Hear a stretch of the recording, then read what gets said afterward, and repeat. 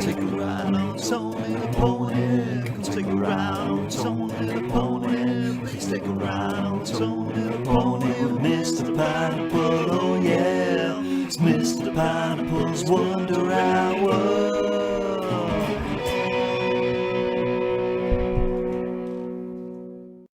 Hello and welcome to Mr. Pineapple's Wonder Hour, the show where we talk big pineapples, hairy pineapples, small pineapples, and everything in between being the infected pineapple, depressingly. I'm your host, Tony the Pony, and with me, as always, is the one and only, the incredible Mr. Pineapple. How are you, Mr. Pineapple? Good. Tired, Good. but Yeah. I set alarms to wake up, especially for this. And I just woke up. And I I was like, didn't- what time is it? It's 9. I didn't even need the alarms. I woke up before them, like the real professional that I am. My body knew it was 9. It was like, it's time to record, wake up. We're I recording could- an hour later, so it's fine. I could have stayed up and played God of War like I had originally planned until you said we're recording at 9. God of War's good though, isn't it? It's amazing, yes. Yeah, boy. I may have played that more than doing research for this episode, Oh no. as you saw from my notes earlier. Well, this episode's all in your big noggin. We can only hope. Yes, as the big pineapple for this episode today is the good old Jackie Chan. Celebrating the man's birthday. The Yes. man's life, what he's done, what he hasn't done, what we want him to do. What he hasn't done, looking after his daughter. And we will get onto that later. But first of all, shall we do your good old hairy pineapple? I feel like that's a good place to start. Yes. Yes. So what have you got for us this week, Mr. Pineapple? Top 5 Nazis. Oh! Now I I do just- love a good Nazi. I jest, of course. It's been a big month, April, for sitcom viewing for me. Yeah? As I said on a previous episode, I've been watching Seinfeld through for the first time. Mm. And I finally finished it a few days back. And Modern Family aired its last ever episode as well. Yeah. So I thought it'd be cool to talk about sort of sitcom finales. Yeah? You know, the good and the bad, Oh. and the How I Met Your Mother of it all. But firstly, I just want to say, everyone go and watch Seinfeld. I understand why people laud it like it is. It's fucking hilarious. Mm. Like, it's consistently hilarious for 9 seasons, which is tough. That's That is tough. That's a tough thing to do. I did walk in on you watching a few episodes. Yeah, And I was like, this is quite funny. yeah. Mm. I mean, the finale was watched by 78 million people in America. That's a lot of people. That's the third most people to watch a sitcom finale in America, behind MASH and Cheers, which is crazy for a show that had its finale in 1998. How many? 9 seasons? 9. Is that?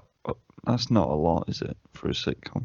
Or is it? Yeah, it's like 209 episodes. Yeah, but I thought sitcoms went on for until they just run out of stuff. Well, they wanted him to make another season. They offered him like millions, like stupid millions. Mm. But he was like, nah, I'm already like a billionaire. Fuck it. Don't need that other millions. But the finale was a weird one. You know, it's sort of public opinion's quite divided on it because they get sent to prison at the end of it. Oh. Because all the bad things that they've done throughout the show sort of come back to haunt them. That's pretty cool, though. Like, it's the show's about Jerry Seinfeld playing a fictionalized version of himself. Yeah. Essentially, a stand-up comedian. And one of the major points throughout the series is him trying to get a sitcom pilot off the ground. And it finally happens in the last episode. Very meta. And they're taking a private jet to Los Angeles, but they have to like land in like this weird fucking like quaint town, and they see this fat guy getting mugged, and they just record it and don't do out, and they just commentate on it, you know, saying, oh, well, he can't buy any more food, that's good for his health and shit. Oh, And nice. and apparently in that state, it's illegal to not help someone in need. And then like the lawyers on the case gets everyone from the past to come back in the thing. So yeah, it's an odd one. It's funny, but That's kind of cool though, because sitcoms don't normally like you know that they get away with doing so much Yeah. random shit, Yeah. and the consequences aren't really there. That's pretty cool that they brought it all back.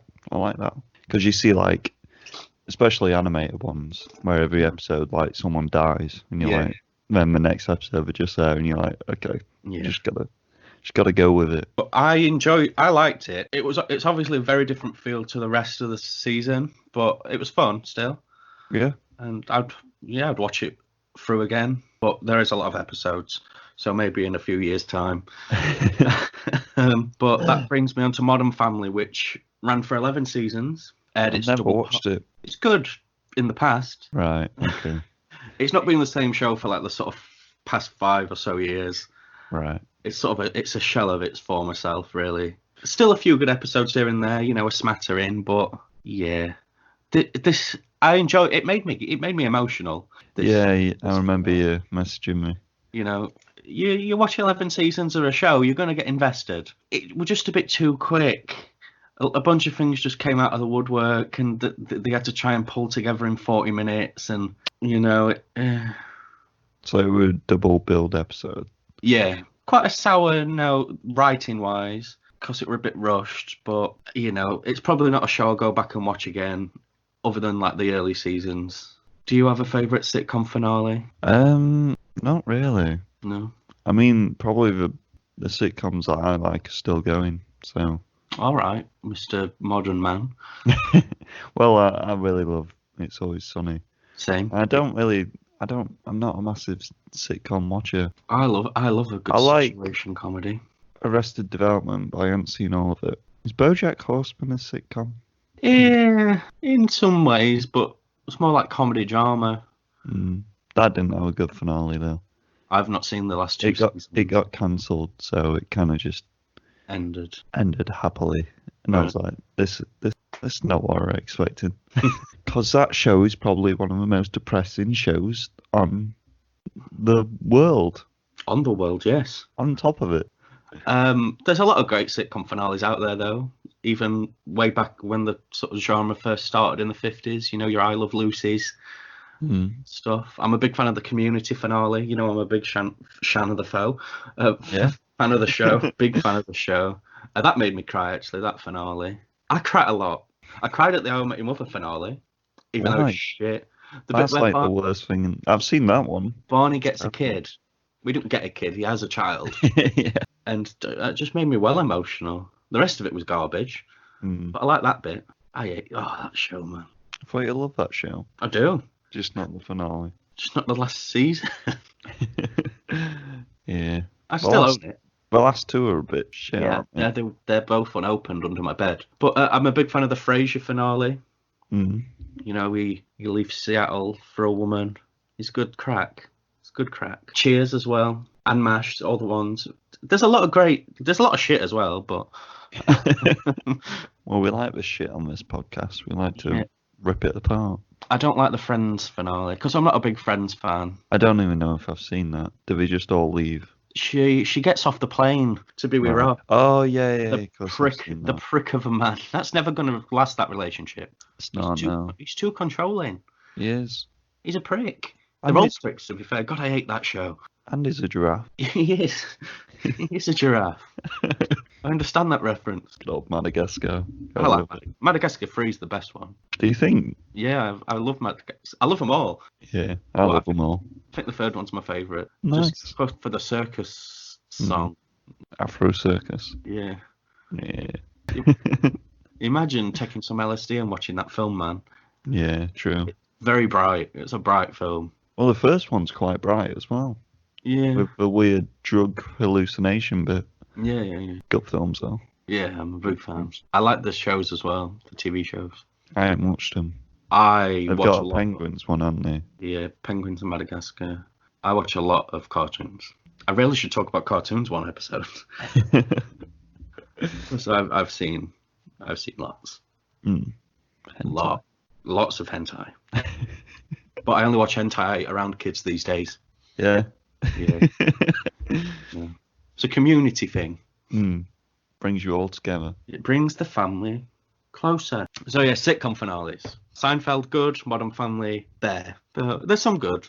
I'll talk about I'll probably talk about sitcoms in a big pineapple at one point in the future. Plus, I've written essays on sitcoms and stuff at uni. When It's Always Sunny eventually ends. I then don't. we'll- I then don't we'll think talk it'll ever about end. it. Do you not? It's a show that could run on with them doing nasty shit until the Danny DeVito's age. Yeah. It might end when Danny dies. And it won't. They'll just get in another old bastard. Get Robert De Niro.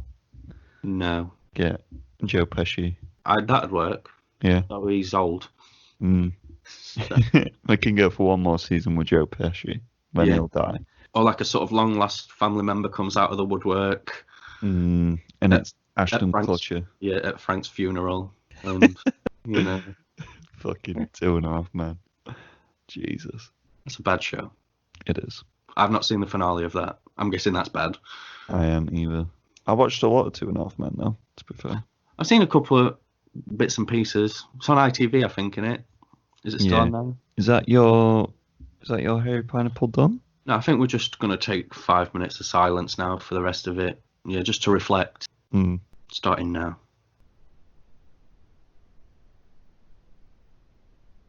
Yeah, I can do that for 5 minutes.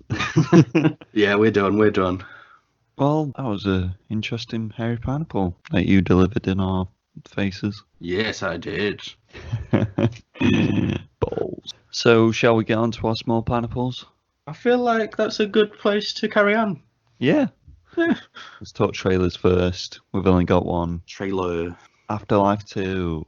Ricky Gervais's Netflix comedy. I did not watch this Did you not? because looks I good. forgot. It looks good. It looks depressing. It looks everything that the first season was good at. But again. The Office finale.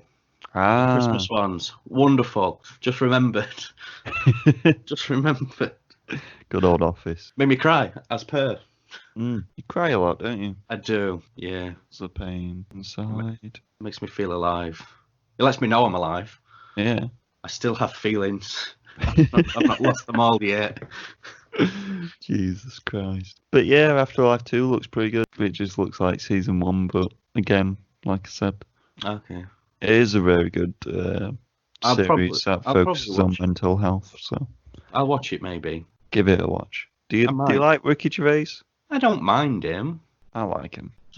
I don't mind him. You've got to love all his award show hosting though. When he takes piss out of Harvey Weinstein and Harvey Weinstein's in the audience and everyone just laughs at the fact that he rapes people. Yeah. God, the world's a weird place. isn't it? Yeah, it's fucked up. On to the news. The News. news. The big news we're going to start with is the reveal of a PlayStation 5 controller. Bum, bum, bum. This got revealed a couple of days ago. What do you think? I don't like the look of it. Do you know? It looks too futuristic for me. I said it looked like an N64 control because of the roundness of The roundness. It's very sleek looking. Yeah, they've kind of tried to copy an Xbox control as well. Just kept the same layout of the PlayStation control. It looks like they've got rid of the light bar from the PS4, Yeah. but it looks like they've put it kind of around where the touchpad should be. Yeah. I don't even know if there's a touchpad on it. It looks like there is. I'm not sure. Maybe it's like a little virtual screen. That'd be cool. Maybe for watching hentai. I like the look of it. I like watching hentai. I like how they've gone more stylized because the PlayStation's been a bit boring in design. I like it. It's boring and Simple. it comforts me in its boringness. And its rectangleness. Yeah, I like it. It's gone from a rectangle to a weird curved rectangle to a square. No, a rhombus. PS4 was a rhombus. And now it's going to be like fucking hexagon with a dick on the top. Big Dick. Big hexagon dick on the top. Big Dick Johnson.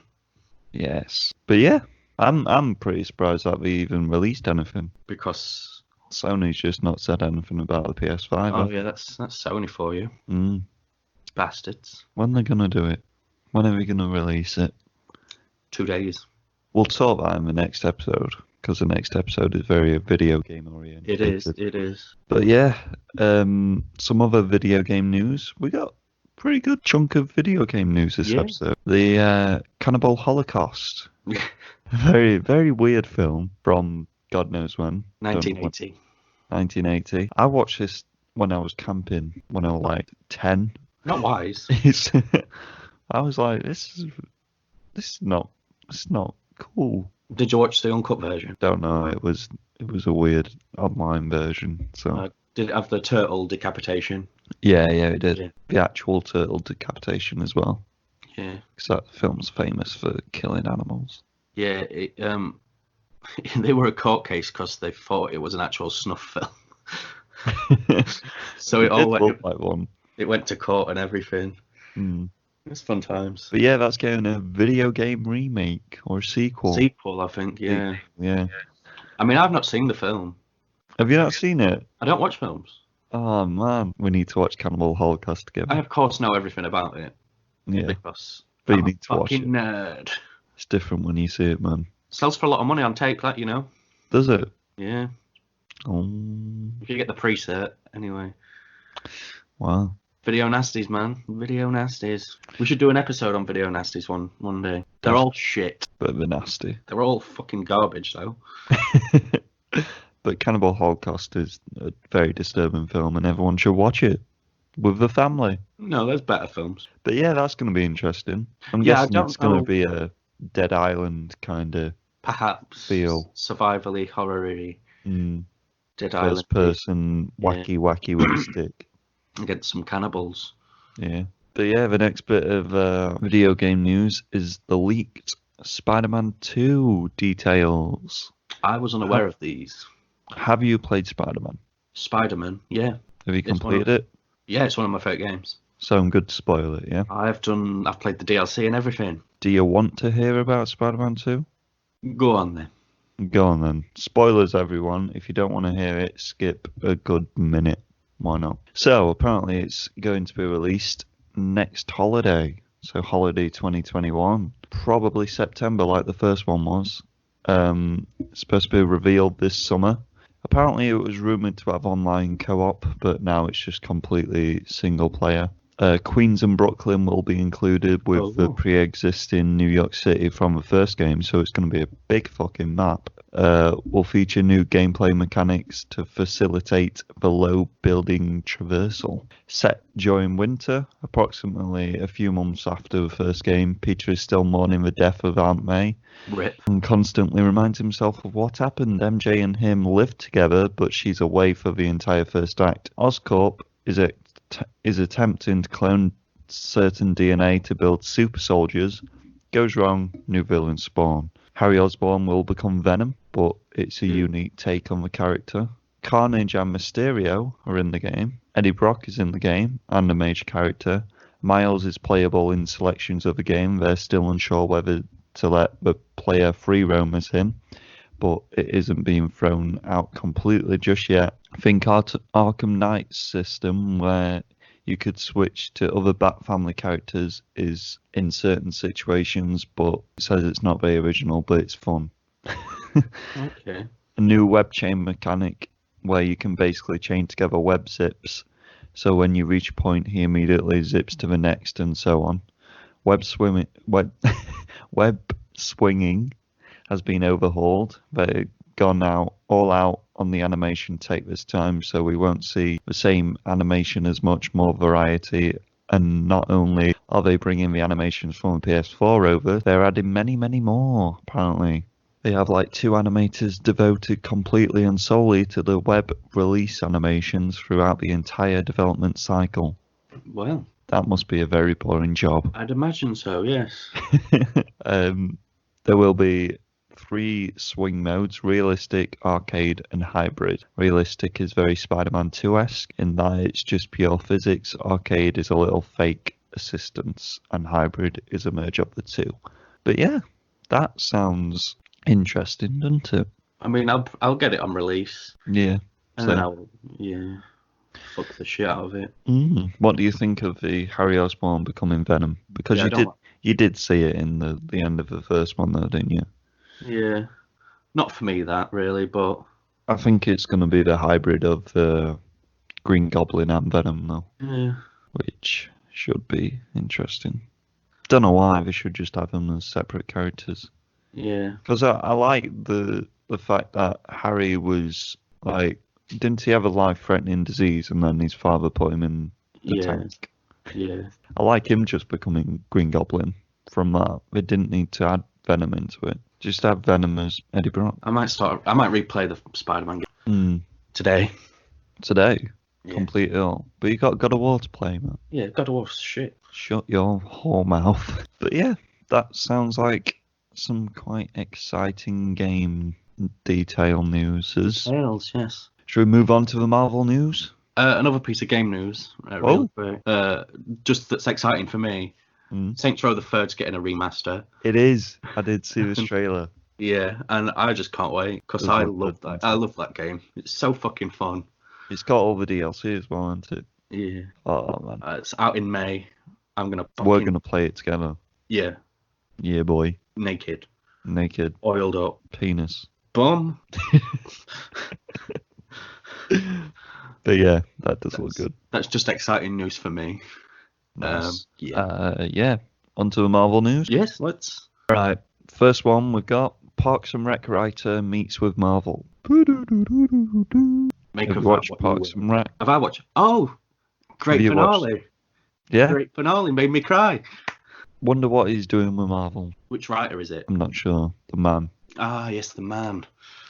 Yes. Well, if it was a male and female writers, then you would have known. But I don't know. The main man? The main writer? Sure. But yeah, he said that he wants to take on new challenges, though, so it's probably not going to be a comedy film. It might just be a sitcom. WandaVision. Season 2. Yeah. Why not? Fuck it. Namor, maybe. Maybe. Well, the next bit of Marvel news, I didn't write this down on the plan of the episode. I've just watched a video on it. The Guardians of the Galaxy Easter egg. That's been, in quotations, missing. James Gunn had a recent live stream of him reacting to the first Guardians of the Galaxy film. People asked him, what about the missing Easter egg? And he said that someone on the internet's found out 60% of the Easter egg. Now, this man is probably MT.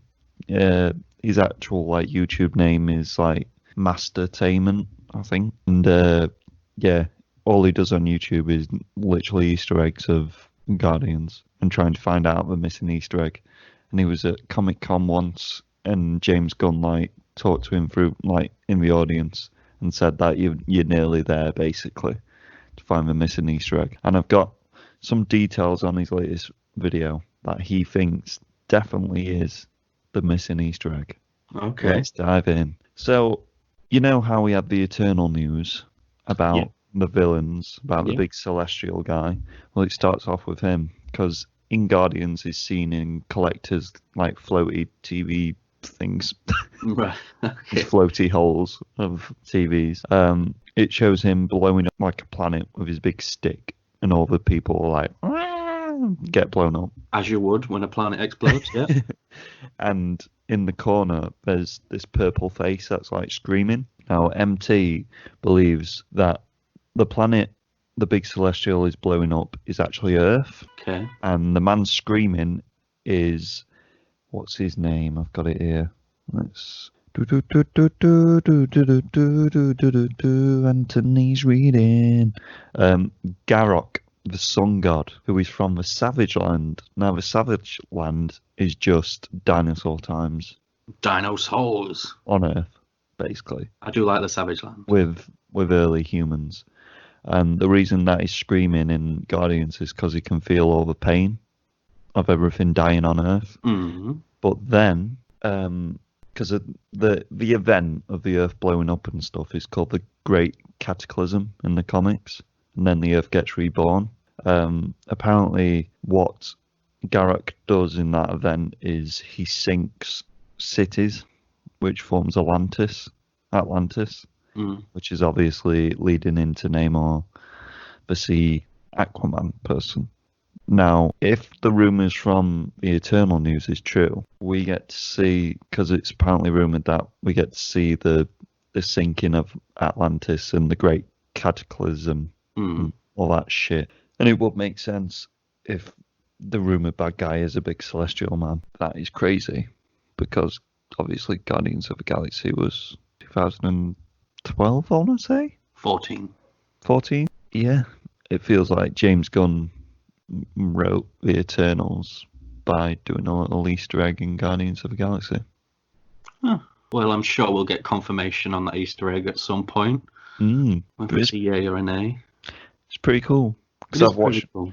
I've watched many of his videos, and at one point he thought the man screaming in the corner was Galactus, Ah, okay. and he thought it was a reference to Guardians of the Galaxy 2. He thought it might be Ego who was screaming. Yeah. But yeah, he's got some good videos. You should check him out. I'll have to check him out. But yeah, that's just a little fun tidbit. Let's move on to the horror news. Yeah.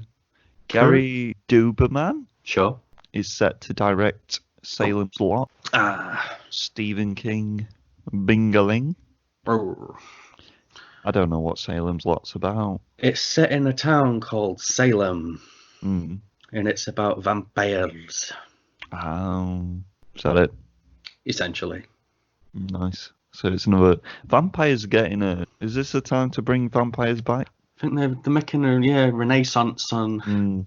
Yeah, It's been- every 10 years into. Yeah, I mean Salem's Lot was already made in like the 70s. All right, so it's a remake. Yeah, but that was like a TV movie, like a 2-part thing. Right. Okay. Yeah, Mm. it's meant to be good though. Yeah.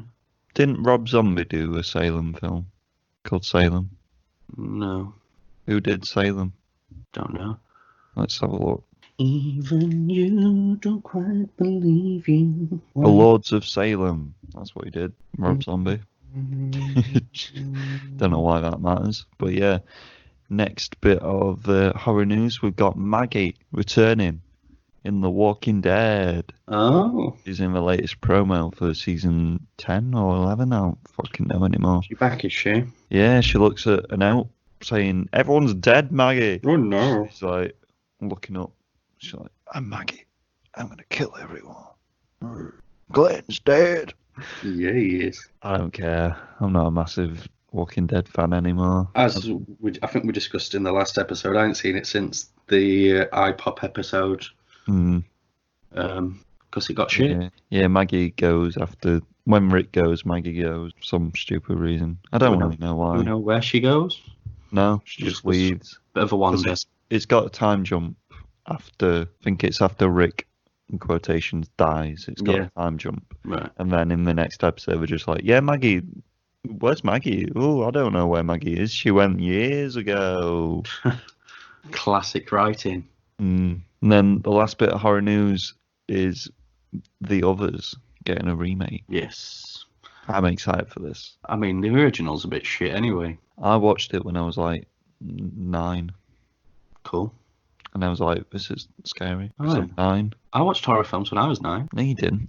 Yeah, I did. Not like The Others horror films. I watched Texas Chainsaw Massacre and Evil Dead and all them. Yeah, but they're gore films. Real horror films. None of this weird Nicole Kidman shit. Nicole Kidman with Living with Ghosts. Like, she doesn't know it's ghosts, and then at the end she's like, "Oh, you ghosts." 'Cause I killed you. And is she a ghost? No, she's Nicole Kidman. She's just really pale. Are her kids ghosts? They're all ghosts. Everyone's The ghosts. house is alive. And it eats them. Yes. Good film though. It's not. A bit of horrifying news. Ezra Miller's been filmed choking a fan out. I like that link. That's tickled me, that. That's tickled me. I don't know if this is real. Have you seen the video? No. A girl's just like, "You hurt me," and then he just walks up and he literally just chokes her, puts her on the floor, and just keeps on choking her, and then the video cuts out. Chokeslam. A shit choke slam, yeah. Right. Yeah, it's just weird. Let me Google it. You have a look at the video, and You fill time. yeah, fill time. But yeah, it kind of just looks like it's staged because he hasn't came out and said anything about the video, and no one's even said anything about it. Like the woman who got choked hasn't, the woman who was filming hasn't, he hasn't. But it's a bit weird to just film that and just put it online, isn't it? As a joke. Apparently, Ezra Miller's Flash role may face the axe after choking incident. Oh, because the Flash would not choke women. It was in a bar in Iceland. Was it? Looks like it's outside on the video. It's, Filling time, filling time. Everybody just wants to fill some time. Can he find it? Just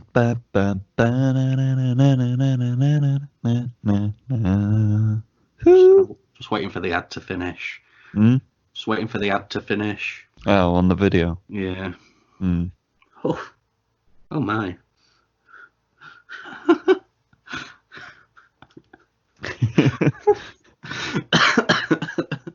That's amused me. It doesn't look real though. I like violence against women. It just doesn't look like he's even angry. It looks very tame. Hmm. Not a real choke, that. No, it's not. Weak man. We should show him how to choke. I've choked you before, I think. No, he choked our friend Richard on the Oh, stairs. yeah. Richard on the stairs while just in a pair of boxer shorts. Yeah. Oh, good times. Choked Dick. Dick. Dick choke. Dick choke. Let's move on to the Disney Plus news. Everyone loves Disney. It's the best company that you can ever work for. Robin Hood is getting a live-action / CGI remake onto Disney Plus. Next in line of the cash grabs. In the quotations, live-action films. Because apparently Lion King was live-action. Gosh. Ugh.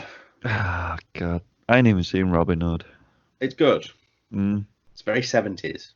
Doesn't deserve a remake though, does it? None of them do. It's going straight to Disney Plus as well, so it's just one of them that they don't even care about. It's because it's not really one of the major animated film players, really. Then why do it? Because Well- it's going on a streaming network that people only pay. Well, they need more content, don't they? They do, to be fair. It's There's shit. not a lot on there. Garbage. I just keep watching The Simpsons, and that's not even Disney. I've watched Recess.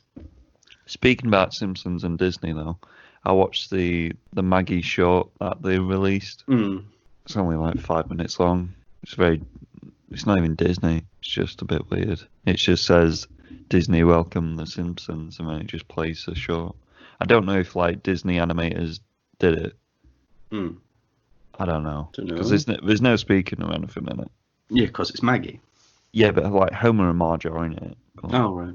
Anyway, yeah, Robin Hood gonna be shit. It's going to be directed by that guy. Maybe they're gonna release a trailer for it, and everyone will boycott the way that Robin Hood looks, and then they'll have to remake the whole film. Yes. Yes. Good old Sonic. Yeah, it's the guy who directed Blind Spotting, I think, who's going to direct it. Right. Which makes sense because that's a film about criminals, and Robin Hood's a criminal who steals, so he's definitely going to be Kevin Hart. No, he's too rich to steal. But he is a criminal. Didn't he like? Oh no, he just cheats on all his wives, doesn't he? On all his wives. Every wife that he's ever had is cheat. Perhaps. Next bit of Disney Plus news. Doogie Howser is getting gender bender. Gender bender. Gender bender. It's gonna be bad and no one's gonna watch it because women suck. In more ways than one. Hey, blowjobs. Talking about blowjob. Yeah, Doogie Howser. Great. I don't understand this at all. It'd be more impressive if they put Neil Patrick Harris in the role and de-aged him. No, just have him as he is now playing the same character as a child. So he looks old and he's just playing a kid. Yeah. And people just have to accept it.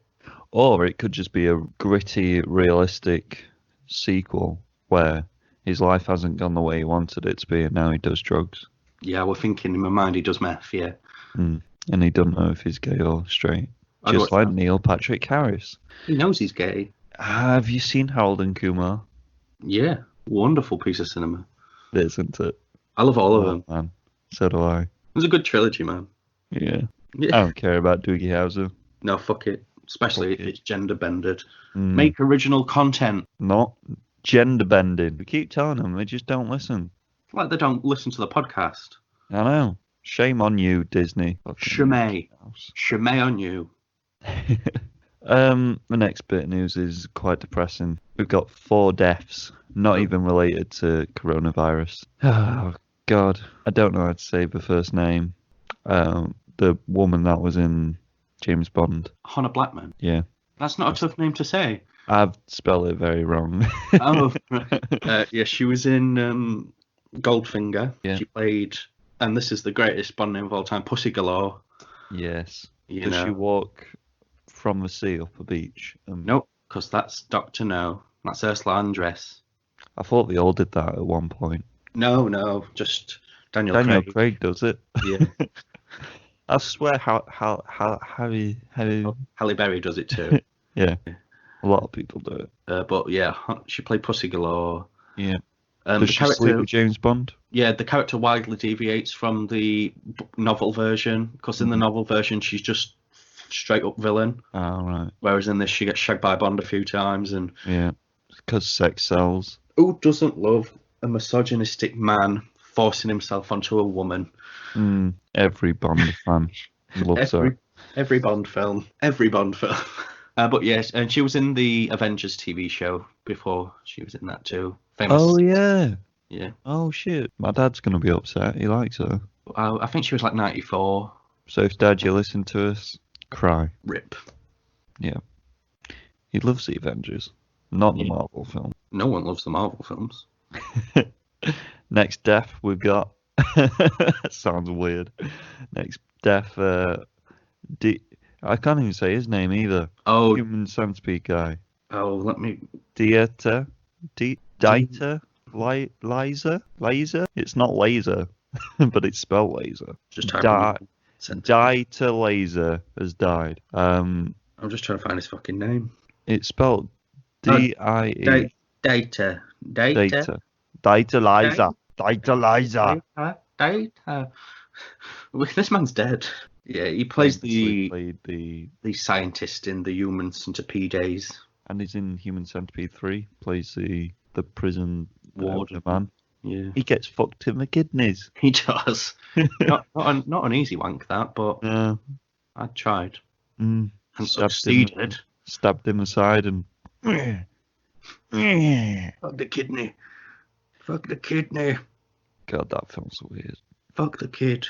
No. Yeah, he's dead. Big Rip. time. Um, Deserves it though for all his scientific crimes. Yeah, shouldn't. Dick kidneys. Never dick the kid. Knee. Next death, we've got James Jory. Yes. Who's that? He was a famous American actor. Most famous for being in the Western television show The Virginian. From 1962 to 1971. It ran for quite some time. Who ran? It ran. Oh. Not Iran, the country. Oh, God, you don't want to go there. Yeah. But yeah, well, a good show to be fair. I'd recommend it. Good man. Yeah, it rated highly. A lot of people watched it. Fair enough. Um, Yeah, he's dead. And the last death, we've got Sterling Moss. Who's that? no, race man. He was a Formula One guy from like the 50s and 60s. Oh, my dad's going to be sad as well. Because your dad's old. He is old. How old is your dad? 60 this year. 60 this year. That's old. Yeah, in August. We'll do an episode for him. Yeah, we'll get him on. Yeah. We'll He talk wants about to all be the on. Oh, does he really? Yeah. He said that he could have done the Charles Dance, the old Universal films with us. Oh, mate, we'll do it. Yeah. Does he like hentai? Yeah, I'll find out because you've just asked him. Do you like hentai, Pony Dad? Oh, Jesus. But yeah, yeah. Sterling Moss, a British racing driver, you know.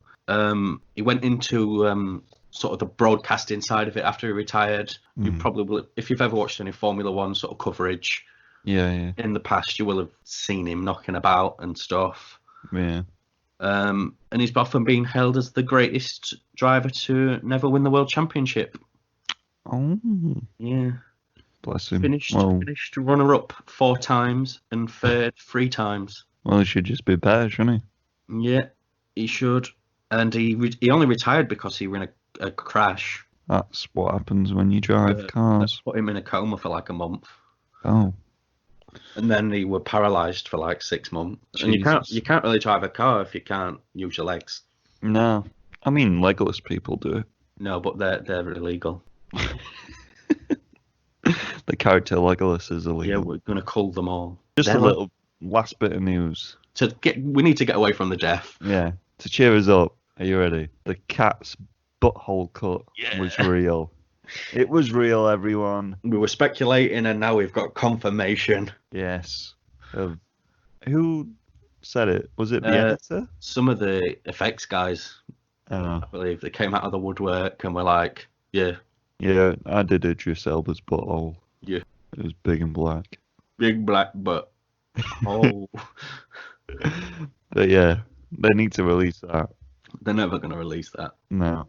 The fact that they said it was real seems like it's gone now. It's done. Yeah. Gee, imagine if that was in the trailer. Oh, man. First shot, just crawling, the butthole. I might have watched it. Oh, man. Why? Just why? I'd love to be the people who just got the job of creating the buttholes for each character. Yeah. Butthole. Good old cats. But yeah, that's just a bit of funny news to cheer us up. To dive straight into the more depressing news. We're going on to our next section, guys, and that is the infected pineapple. Corona news, coronavirus news. Corona. You've got this for us, haven't you? Welcome to Jamrock. Yes. Yes, I do. Go on. 5 deaths. 5. To talk about today. On top of the 4 non-corona deaths, we are just bastions of joy. Yes. 9 deaths in one episode. Yes. Are we killing people off? We're going for a record. Now, these people are all elderly, you know. They're much older than you and I. They've lived long lives, perhaps fruitful lives. Maybe they weren't abused in a shed. Maybe, but maybe they were. Correct. So, up first, we've got Lee Fierro, who died at the age 91.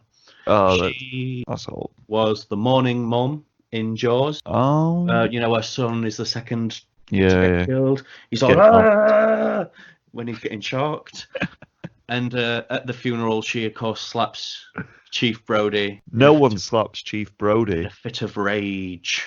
Because they knew that there were sharks there, but the mayor's a bastard. He's the real villain of the film.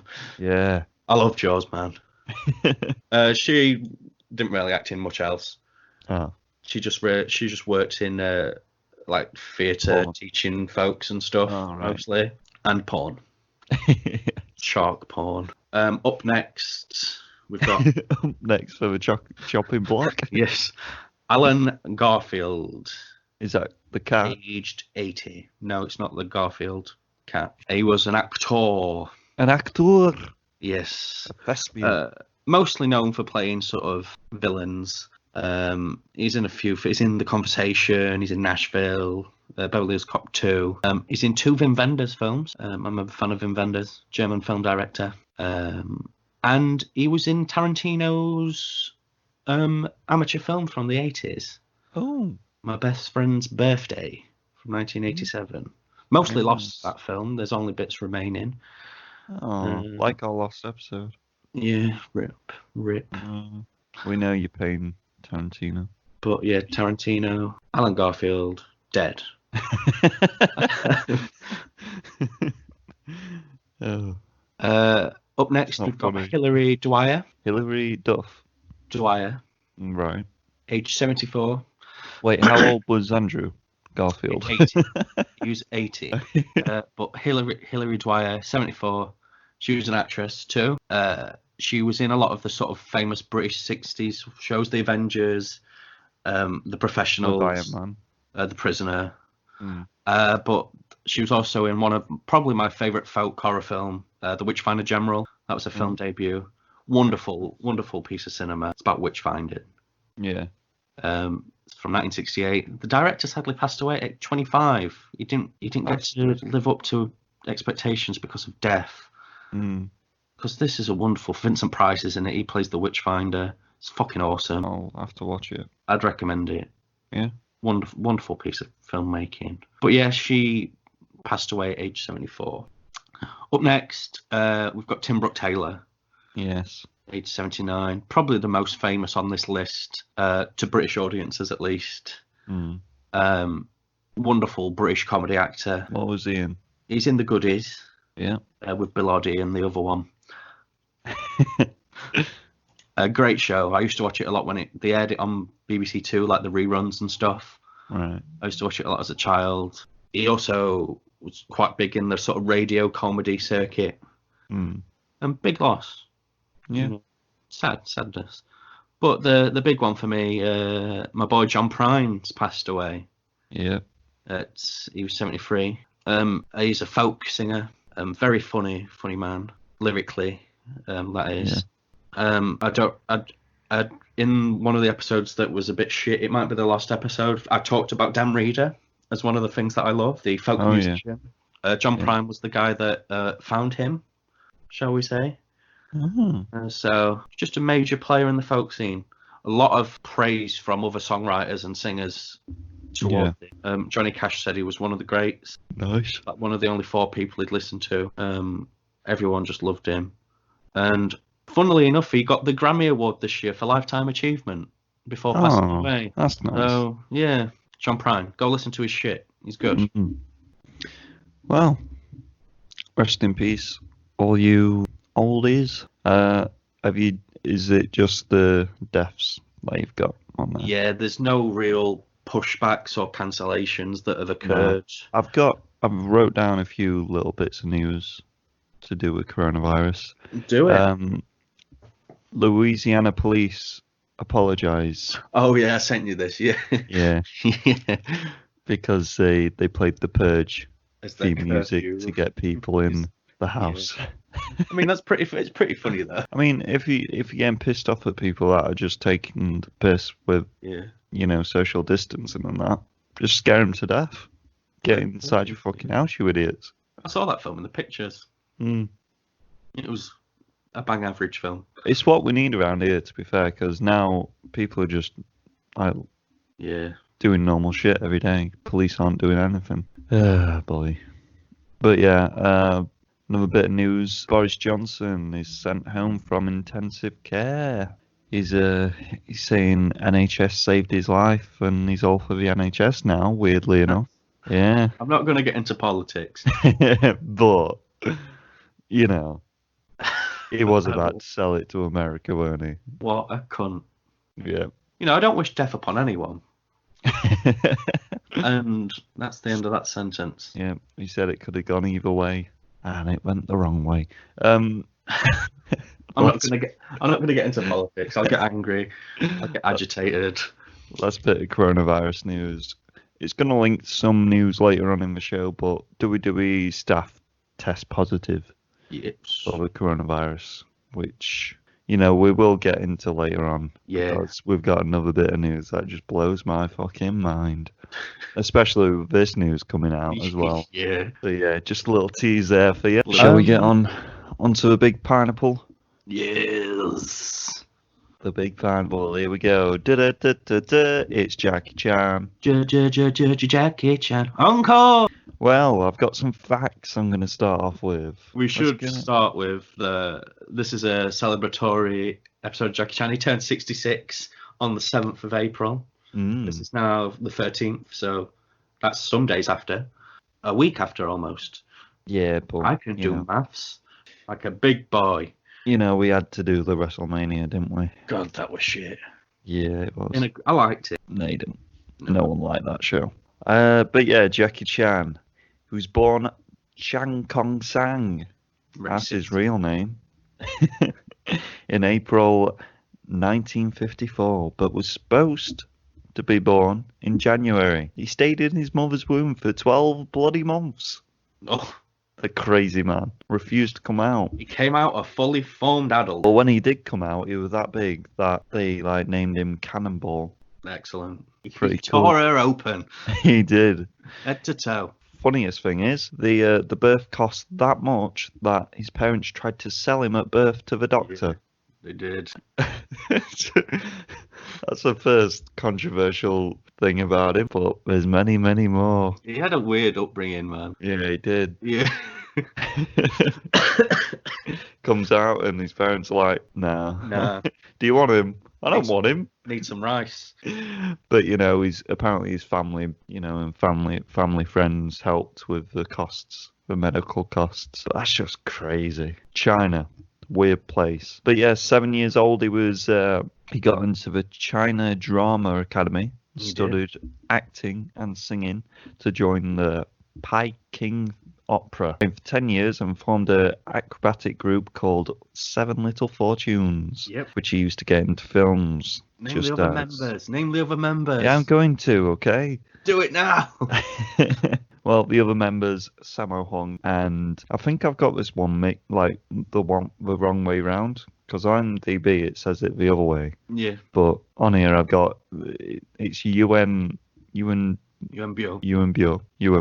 but I love you, man. He's great. so it is that way round. Yeah. So I think on IMDb it's like It's because they do Yeah, have it I know. the way around in Chinese culture, right, but they say it that way. okay, but yeah.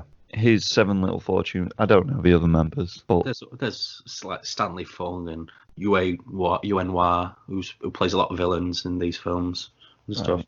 and others. But yeah, he used to go into films such as Enter the Dragon and Fists of Fury, Yeah. where he would be extras alongside his other group members. Yep. Jackie Chan got to spar with Bruce Lee on camera. He did.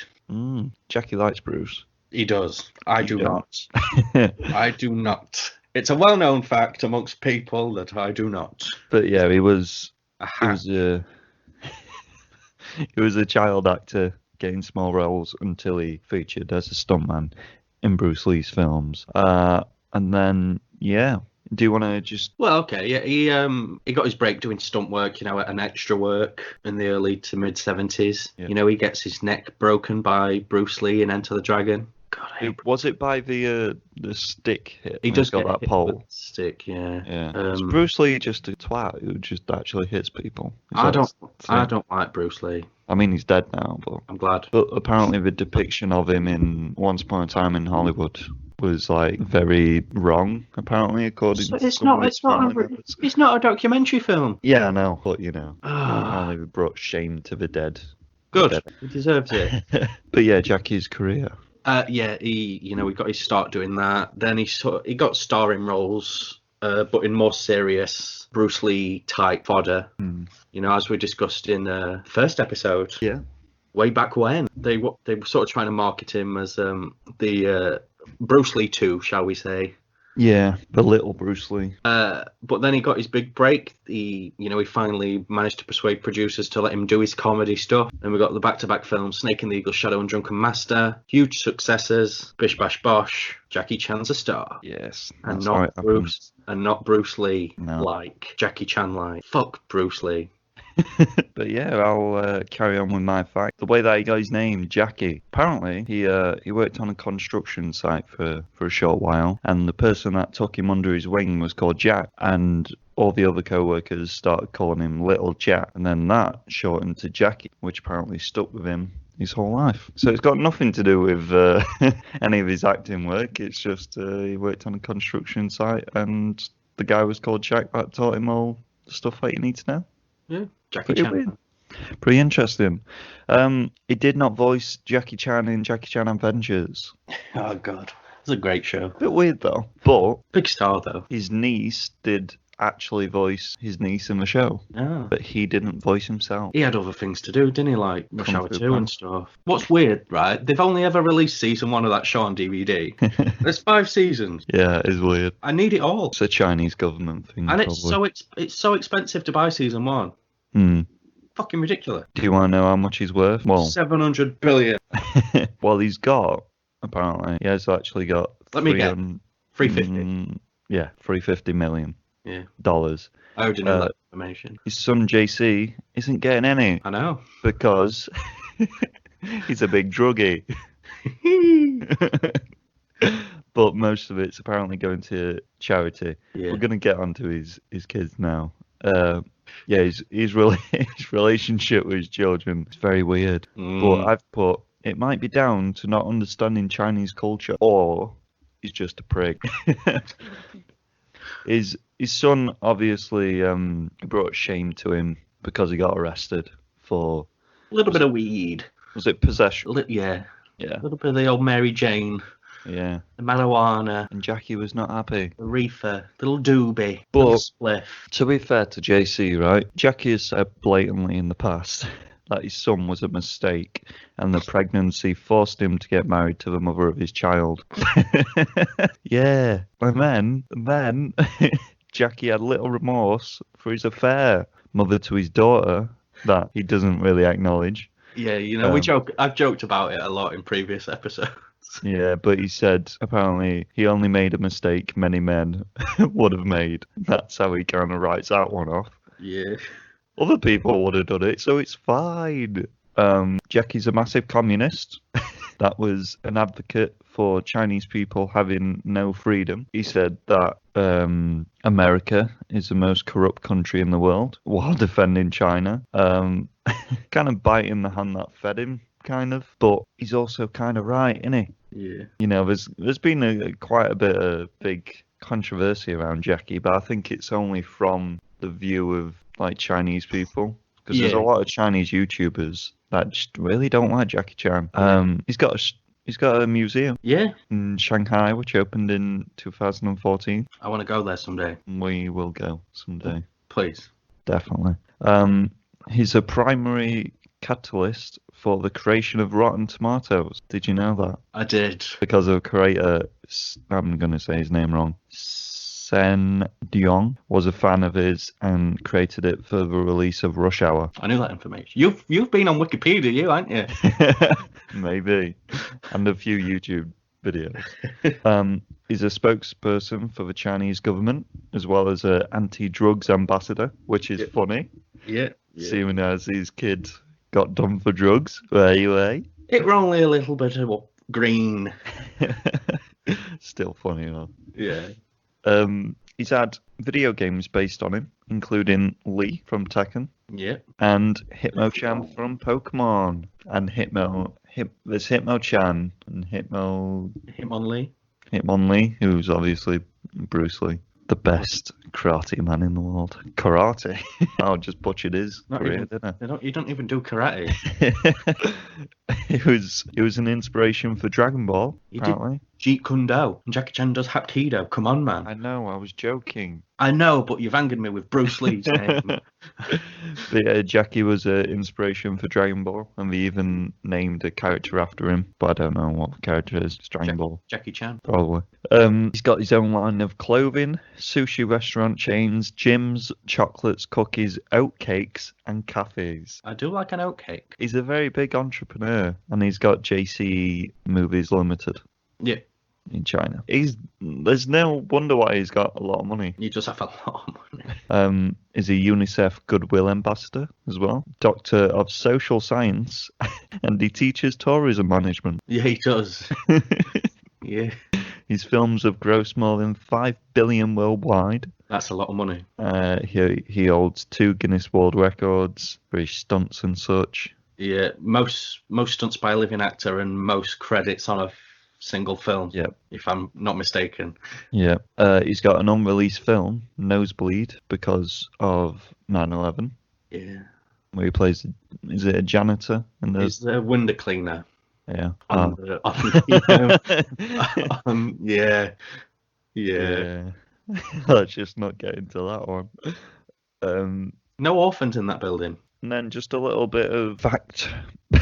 A Little bit of fact. Yeah. Little bit of fact. It's going to lead into the next section. The Project A stunt, when he's dangling from the clock tower, was inspired by comedy actor Harold Lloyd. Lloyd Jr. Safety last. Safety first. Damn.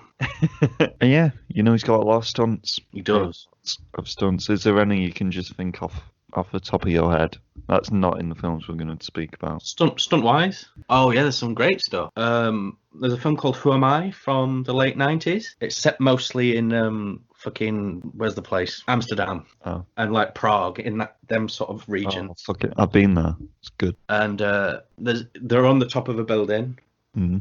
a big skyscraper, and Yeah. it's sort of got like a sort of sloped window. And Yeah. he just runs down that. Yeah. And like, he's obviously wearing a wire so he doesn't die. Yeah. But he's just fucking running down this building like a mad fucker.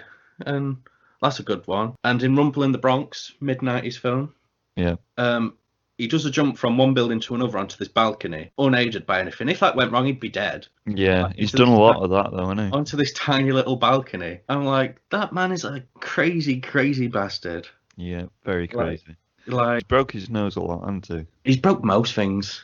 How I was trying to look up how many bones is actually broken, and apparently it's uncountable. Yeah, he broke his ankle jumping onto a hovercraft in the same film, Rumble in the Bronx. Yeah, he So broke his skull as well, didn't he? in Armour of God. Yeah, which we'll talk about later. And he's got a plastic plug in there.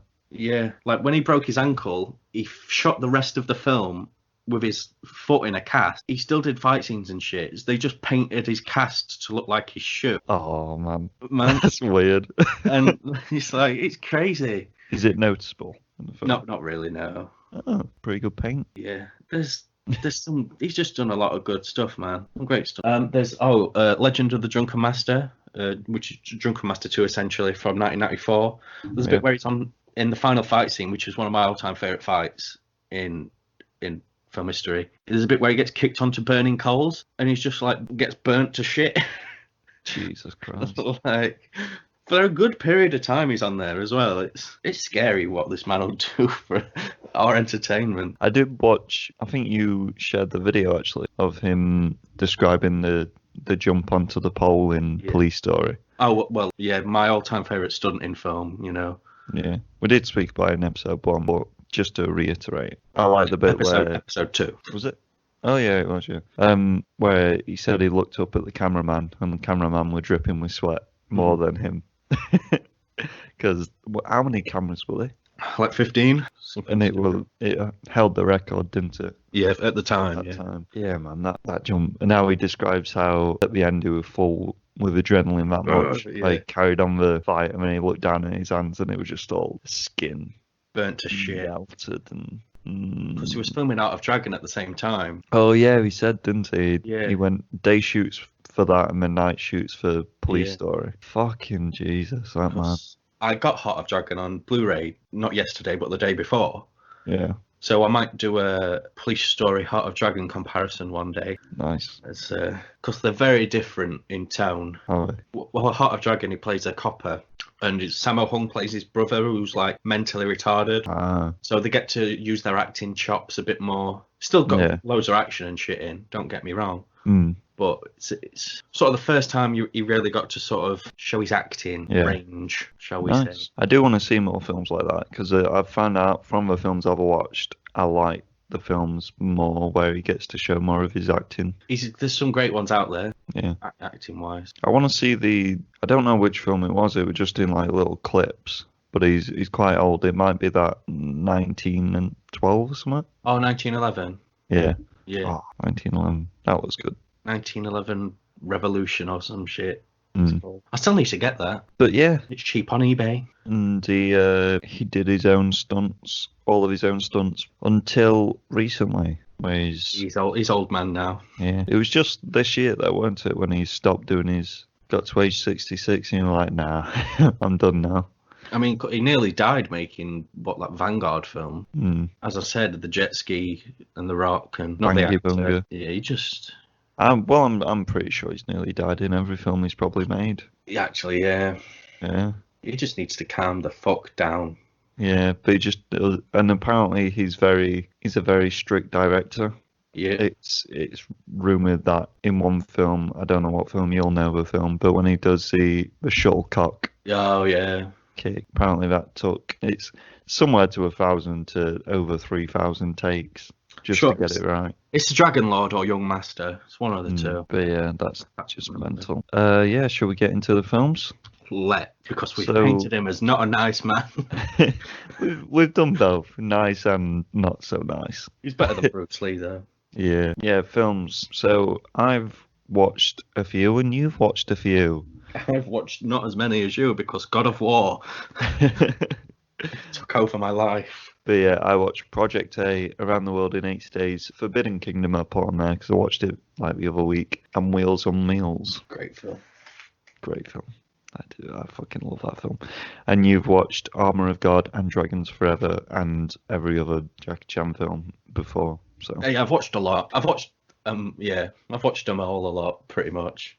So I when I started doing this, because I started with Project A first, I found myself just noting the whole film, and Right. then I realised no, just talk about Jackie and what he does in the film, because Yeah. if you do this for every film, it's going to go on for ages. Yeah. But yeah, which one do you want to start off with? Cheers. Let's start with one of yours. Let's get in there. What do you want Project to talk A? about? Let's talk Project A. So this one probably my least favourite. Not gonna lie. Yeah. I weren't a massive fan of this film. Oh, what? The first fight scene I thought was the worst one that I've seen from Jackie. Ever? Yeah, didn't And like you've it. watched Forbidden Kingdom and Around the World in 80 Days? Yes. What? There was just a lot of, I don't know, I didn't like it. I didn't like the whole, I think there were just too many people in the fight scene. Because it's the lifeguard men against the popos, isn't it? Yeah. Yeah. In the bar. Yeah. Are we doing a brief overview of the story for each film? It's up to What you, does it darling. matter? Let's just talk about Jackie. Yeah, let's just talk We Jackie. can do future episodes if the fans want us to talk about specific Jackie Chan films. But yeah, I love the opening to the film, to be fair. I love the soundtrack. Every one of these films has got a stellar soundtrack. Yeah. I don't know what it is, but we just have. Okay. One massive thing that I didn't like in the fight scene was the comedy relief of the spaghetti man. Oh yeah. I was like, what? Why? There's always slapstick. I know, but I do like the slapstick, but that was just, it didn't have anything behind it. He brought out a massive tray of spaghetti, and I was like, no one would just order just a big metal plate just full of spaghetti. For the table. It's for the table. Spaghetti for the table. But yeah, While you're having your beers, you've got your big plate of middle spaghetti. I put straight away the fighting didn't seem as polished as Police Story. Yeah. It was dangerous. I mean, there was a lot of flying fucking chairs and stools and shit. Yeah. Yeah. There's always danger. I don't know. I like a good compact fight scene, if you get what I mean. Not a crazy everyone's fighting everyone. A barroom brawl type. Yeah. I like a barroom brawl if it's like going through in a sequence, but not just a whole lot of slapping and chairs flying everywhere. I was like, man. I love it. There's some pirates in this film, isn't there? There is pirates in this film, yeah. But I think the whole film for me, I couldn't grasp onto the kind of the setting and the themes of it. Yeah, the setting's pretty ambiguous. Yeah, it jumps around a lot. Yeah, it's... 1 minute there's Scottish people, the next minute there's Chinese pirates. You know, I told you. Hong Kong was no. under British rule until 1997. But weird. There's a actual. I was watching Around the World in 8 Days, obviously, and he does say that. He said China's not. Most of Asia's under England's control, and then Jackie says, but not China yet. And I was like, whoa, that relates back to what Mr. Pineapple told me. But yeah, I put set model explosion. Love it. Don't know what that is. I'm assuming you're referring to the final fight. No, that's early on in. Oh, it's the ships exploding and. Yeah. Because it was obviously like little model thing. Yeah. I'm just trying to look for Jackie notes because I've literally done the whole fucking film. One thing that I did love was when Jackie and I want to say Samo was the sea pirates, like pretending to be the sea pirates. Oh yeah. That was good. I really love that. It Yeah, really showed like proper classic. I feel like Chinese theatre in a way because they were playing the two rhyming couplets and duo. It's where they're stealing the guns. Yeah. And every line's just like rhyming. And it's cool. I loved it. I love that bit. It was good old bike. You can tell you're a bloody actor, can't you? Yeah. Whereas I'm just like, yeah, kicks.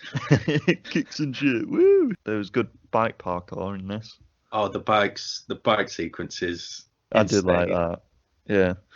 where he lands on it with the no seat right on the fucking pole, up the jacksie. There's some good pole climbing. I do like climbing poles. I don't know if he had a wire for that, but that was impressive. And then we get on to the big stunt of the film, the clock tower that we spoke about earlier, where he's dangling off and then he lands through two kind of marquee Type of things. Awnings.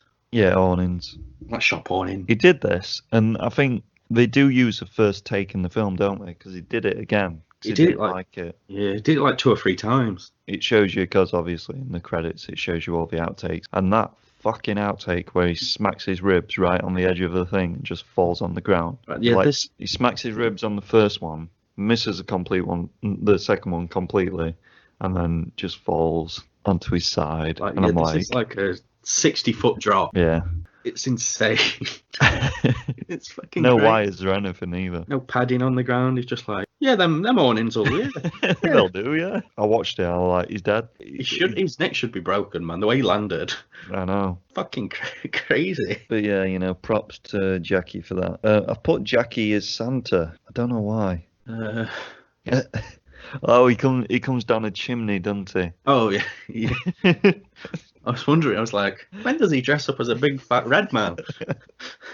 And then I put, shit, they are actual pirates. Because I was expecting like kind of modern, not modern, but more modern pirates, but they're literally bandana, knife in mouth, swinging from ropes pirates. Banditing it up, yeah.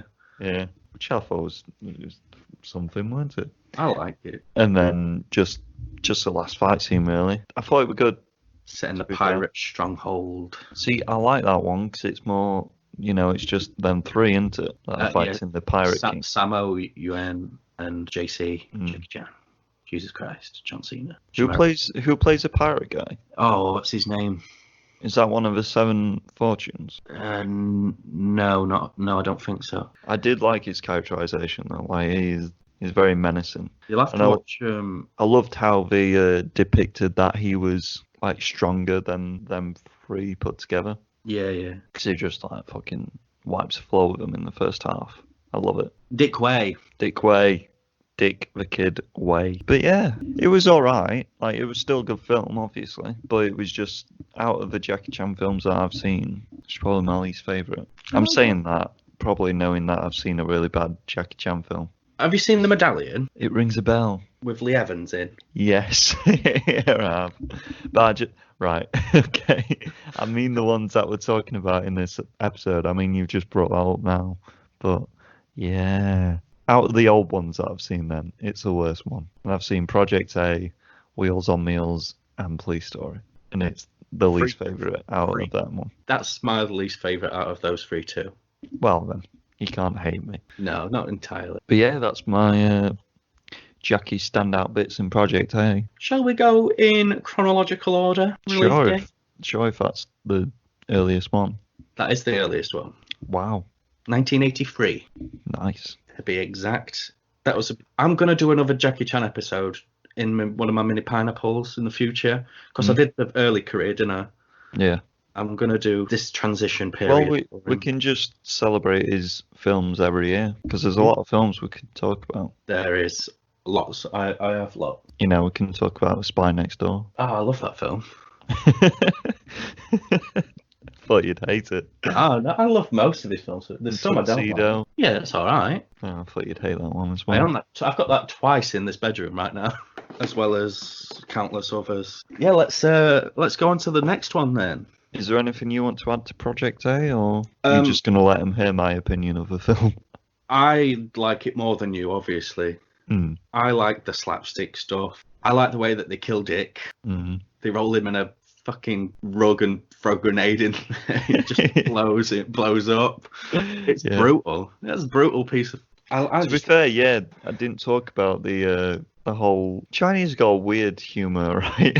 Yeah. There's bits where the guy's showering and then... it's just weird. It's just a lot of naked Chinese men together laughing at each other's penises. And then there's a PP song at the start. And there's a bit where they throw a live grenade into a group of people and find it funny. Yeah, I like it's got some... The sequel's good as well. I'd recommend Project A Part 2. One thing that I do... I've found from these films I've got a lot of love for Samo. Right. He's a He boy. sticks out for me, and I love him. And the way that he holds the, when they're playing that gambling game, Yeah. and then he holds all the kind of like dominoes, Domino things, yeah. and then he like flicks them all up and catches them. I'm like, oh shit, that's He- more impressive than any stunt. Sammo Hung for me is the greatest grenade explosion jumper away of all time. Because there's a lot of grenades that get thrown in the final fight, Yeah, and for me, he's just the greatest I love him. jumper. Have you seen any Sammo stuff before, No, other than his cameo in Around the World in 80 Days? well, I was gonna say that makes a lot more sense now. Well, we'll get onto that. I love Yeah, Sammo. we'll get onto that. Yeah, let's talk. Is it Wheels on? Wheels on Mills, 1984. Yeah, Wheels on Wheels. Armor of God's the next one, 1986. Again. And then Dragons. Ah, right. Okay. Sorry. It's fine. Wheels on Wheels again. Fails, yes. Amazing opening sequence. I fucking love this. The little training kind of morning routine Yeah. with Jackie and Yuan. Again, it Oh, stars man. the three dragons are in it again. Yeah. Samo, Yuan, and Jackie, yes. And that jump off that balcony is something like out of Mario, where he does the splits onto another awning. Yeah. And then there's like a flip and lands and just this film, right? I do love Police Story, but I think I love this more. I'm going to allow that. This is the top 5 Jackie Chan film for me. I fucking love it. I think this is Yeah. my third favourite Jackie Chan film. I've just put I love Samo there. Oh man, I got a lot of love for this film. You need to watch more Samo films now, I think. I do. The soundtrack again is amazing. Yeah. Yeah. There's a very dodgy cut in this film from when when you first see the van and it's going down the street, and then there's just cut to the tango dancers. It's like a 3-second clip of a van, and then it's just very sudden to the tango dancers. I like, wait, what? But did I just change film? Like, what's going on? I wasn't sure if Jackie was doing all the skateboarding, because there's quite a few aerial shots of Jackie when he's skateboarding through the crowd, and I was like, that doesn't look like Jackie. I think he did a lot of it. I was thinking, so he can do all these stunts, but he can't skateboard. Like he's learned, he can skateboard and stuff. Yeah, I love the retro car computer. yeah. Oh man, little tablet. Well, a whole fucking 80s computer in the car. Yeah. It's very 80s, this film. It's probably the most 80s Jackie Chan film there is. But that backflip onto the skateboard, though. It's a sexy film, man. It is. It's got Really very, very sexy things in it. But the food does look fucking disgusting, I've got to say. Yeah, they play sort of, they own like a takeaway Food truck. That's the fucking word I'm looking for, yeah. 2 food truck guys who get into some Obviously it's a pleasure stuff. Mitsubishi, Yes, there's a lot of Mitsubishi in this film. you know. Yeah. That first fight scene, love it, with the motorbike guys. Yeah, the motorbike gang. There's one bit in that, the leaping clothesline and drop kick off the motorbikes. Yeah. He's good in it. It's fucking better than anything I've seen in WWE, I'll tell you. And I've seen WWE. Oh, that was so good, that moment. I probably liked Yuen's dropkick a lot more than Jackie's clothesline, though. The depiction of mental illness in this film, Jesus Christ. With the guy, tick tock, the human clock. Yeah. Yeah, because Yuen's father's in a mental institute because he had a nervous breakdown. But yeah, I put Mitsubishi neon sign because there's a big Mitsubishi neon sign just in your face where the hookers live. I've put Jackie's character in this is my favourite of Jackie's characters so far, because I think this film really shows off his like acting chops. Right. I do like it. I've just put fucking love Sammo Hung again. I feel you need to do a Samo episode, mate. I do. You be the Samo expert, I'll be the Jackie expert. It's just his whole fedora and his black suit and white tie and this. Oh, He's good. so he plays a detective, doesn't he? A Private Eye. Private Eye, yeah. Oh man, he's so funny. I love him. There's a weird bit, the crazy like next door neighbor. She comes running in with a shotgun, Yeah. and they have to hold her back by pushing on her tits up against a wall. Weird, but allowed in the 80s. Yeah, they were a different time. I put Samo on the floor interrogation to the again different time. There's a character called Fatso because he's really fat and he's laid on the floor, can't get up, and Samo does the investigation by laying on the floor and just his head just next to the fat guy's just it's some good physical comedy in this film. Jackie's character, obviously good guy, you know. I've put letting his mate try and bang. Oh wait, not really. Because obviously Lola Fauna in this film plays the hooker who's the daughter of the person that they're looking for or something. I don't think she's an actual hooker. No, she pretends to be a hooker and then robs people. Yeah. Yeah. She's Because she slaps Jackie for calling her a hooker. Yeah, she's really good in this. Everyone's really good in this film. What's weird is she plays a hooker in Armor of God as well. Oh. A fake, but not a real one. Maybe it's the same person. Maybe. Obviously Jackie and Yuen are both trying to, you know, Roger her. And she's just a little tease, isn't she, all the way through film. I mean, she's hot though. She is. Try to find nudes. That's staying in. Were there any? There was like 2 from a film. Not like can't do it with these. There's a bit where Samo's got Jackie and Yuen in the club. He does the trick of the money where he's explaining that she's robbed their money and stuff, and then they go and grab the money that he's got that he says is their money, and he says, apart from this is my money and she's still got yours, so you do know her. Boom. I was like, that's some good shit, some good writing, some guy. I love a good mind fuckiness in films. A good twisty to the rest of the notes really are just me loving the film. I've put need more kung fu in films. Jackie and Yuen are a really good duo. Yeah. They really do bounce off each other a lot. Skateboarding and parkour montage. Thumbs up emoji I've put. Might be my new favourite film. Jackie's amazing parking again. Yeah. There's a good old police story parking with a van this time. There's a chase scene in the van, isn't there? Yeah. With the flips of the police cars. Yeah. There's a lot of flips. I was like, oh, does it beat Casino Royale? No, it doesn't. I might have to rewatch this film. You will. Is it right?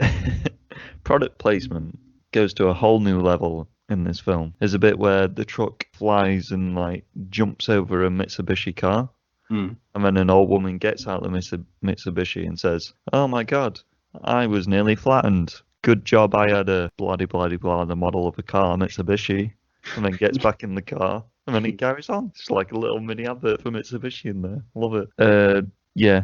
And I put, there's another van jump where he goes on back of a lorry, and it definitely does nearly kill someone. Because there's a guy on the side of a lorry that has to jump off, and he jumps off right at the last moment. Yeah, it's some crazy shit. And then I've put forward flip into a roll. Very nice, Jackie. Very nice. When they're infiltrating the Count's castle. Gotta love this film. It sounds like you did. I ain't put any more notes because I was just engrossed into the film. The fights at the end, man. Yeah. Jackie versus Benny the Jet Arcades is possibly the single greatest fight scene put to film. It's brutal. You said another fight scene was the greatest fight scene ever put to film. Yeah, but I mean, one-on-one. All right, one-on-one action. Yeah, compared to end of Police Story, which is Jackie versus multiple. Yeah. It's so brutal, that fight. And Benny the Jet kicks her that fast, he puts out the candle. Is that real then? In real life. Oh. No special effects or anything. That fight, man. There's a bit of fencing in the film as well.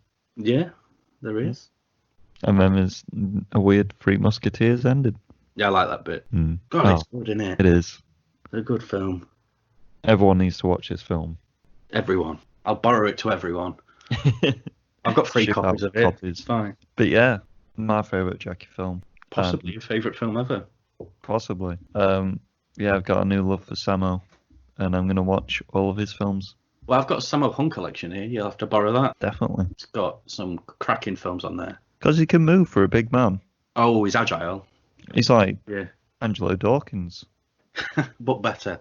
a lot better. God, Sammo's good, man. He directed this film as well. Yeah, he did.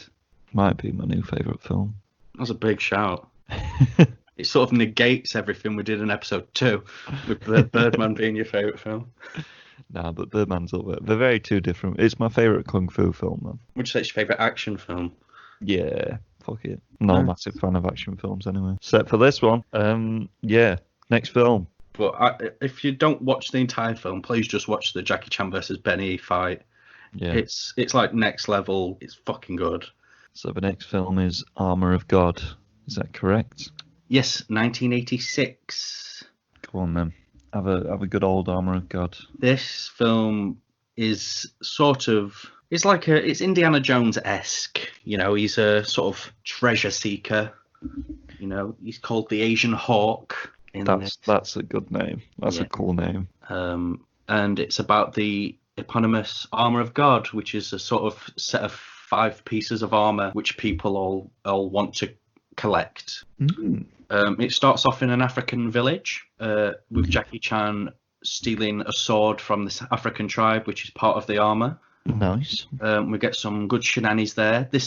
In this opening bit is where he nearly croaked it. Oh yeah. You know, he gets the sword, he's getting chased. And Is this the tree thing? yeah, you know, he's simplest stunt he's probably ever performed. Sort of just a tree swing, branch snaps, bang, head on a rock, skull fracture, internal bleeding, fucked his ear up, nearly died, brain hemorrhaging, the lot. Crazy stuff. On the simple, but thankfully not He's dead. alive. You know. It's going to be a sad episode when he dies. Yeah. Hopefully we'll get to do many more Jackie episodes before that. Yeah, but yeah, he escapes the African tribe, you know, he's got this sort of like cool little glider that he flies away in. Oh. And then Very nice. boom, cut to auction room. He's selling the sword, and the aforementioned Lola. Oh yes. It plays The fake hooker. Yes, she plays a woman in this who's bidding on the sword on behalf of her father. Oh. And Jackie keeps trying to raise it and stuff, but she eventually buys it for whatever. And then, there's a cult in the film, Oh, I love and they good also cult want film. to get the armor of God. They're just like monks. It's weird. They live in like this castle. Castle monks. You know, they make drugs and sell drugs. They're weird. They're weird monk people. Breaking Bad. Castle monks. Yeah, essentially. And because in the film Jackie Chan used to be in a canto pop band, Right. Okay. and you get a brief Does he scene. show off his singing chops? You get a brief bit of him in the band and stuff, but he left the band because the lead singer and him used to be like best mates, but they fell out over a woman who was in the band, and the cult people are like, we need the Asian Hawk to get us the rest of the armor of God. We will kidnap this woman. And then the guy will have to get the Asian Hawk in to help. So she gets kidnapped. She works in like fashion. The monks come into this fucking runway with a bunch of guns, shoot everyone dead. Oh, dead people. There's a lot of bloodshed in this Jesus. sequence, and they're like, "Oh, okay, yeah, right, yeah." And then so he flies to where the Asian Hawk is, and he's like, "I need your help," and he's like, "Why should I help you?" And then he's like, "Yeah, I'll help you, all right." Then they're like, "Oh, we have to go to the Lord Man to get the rest of the armor of God to take to those 2 pieces," and then he has like tigers and shit and a bunch of Jackie dogs. fight a tiger. No, he don't know. Oh, that'd be good. And then it's, oh, right, oh, this is your daughter who was trying to buy the thing, oh. And then Jackie's like, I will get you the other 2 pieces of the armor of God if you let me borrow these to take to them to save the woman of this man. Very complicated. You know? And Lola Fawn is like, well, yes, but I'm going too. Sure. Then boom. Because I'm a fake hooker. Yeah, we cut to like a Bavarian village. Mm. And, No, not another Bavarian village. yeah. Because that's where the cult is based. And she apparently used to be an expert sharpshooter, so that's why she's there with them. What? All right. Yeah. Alan Tam, who plays the guy, Jackie Chan's former friend, Mm. he's not a good fighter. So it's cool to Oh. get that sort of dynamic where he's shit and Jackie Chan's having to beat up people. Like Rush Hour. In many ways. Yeah. So we're like a third of the way through the film. They sort of infiltrate the place, but the cult people have drugged the lady woman to do Not the their lady bidding with some serum of whatever. And God's she has to serum. inject Jackie Chan with it, so he steals all the armor of God for them. It's shenanigans. Oh, that is shenanigans right there. There's all while this is happening, there's some great fight scenes and stuff, and a wonderful car chase. Mitsubishi's involved. Classic Jackie. Then we get to the escape, and there's a lot of great fights in this. Jackie Chan in this film can't take on a bunch of men on his own. He's like, I can maybe take on 2 or 3 at a time, which is cool. That's it's cool. sort of a different realistic. dynamic going off there, yeah. But there is a bit where they're infiltrating to try and save the Asian woman, and the guy, Alan Tam, falls like down a fucking this chute, which is like a vegetable chute. It's weird. And he ends up in like the dining room with all the monks. So Jackie and the woman come down and like, shit, this is a bunch of monks.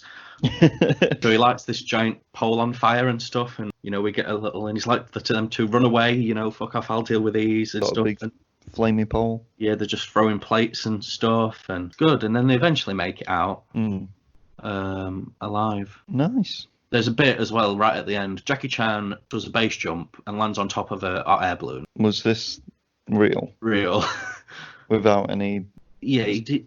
Like he did the base. He's never base jumped before, so he did the dive, but then it cut to him. He did an actual skydive out of a plane and lands on top of an hot air balloon in real life. Right. He just wants to die, doesn't It's he? crazy. You'll have to watch it. I will. It's insane. Fear for his life in every film he made. There's. It's just really. It's fun.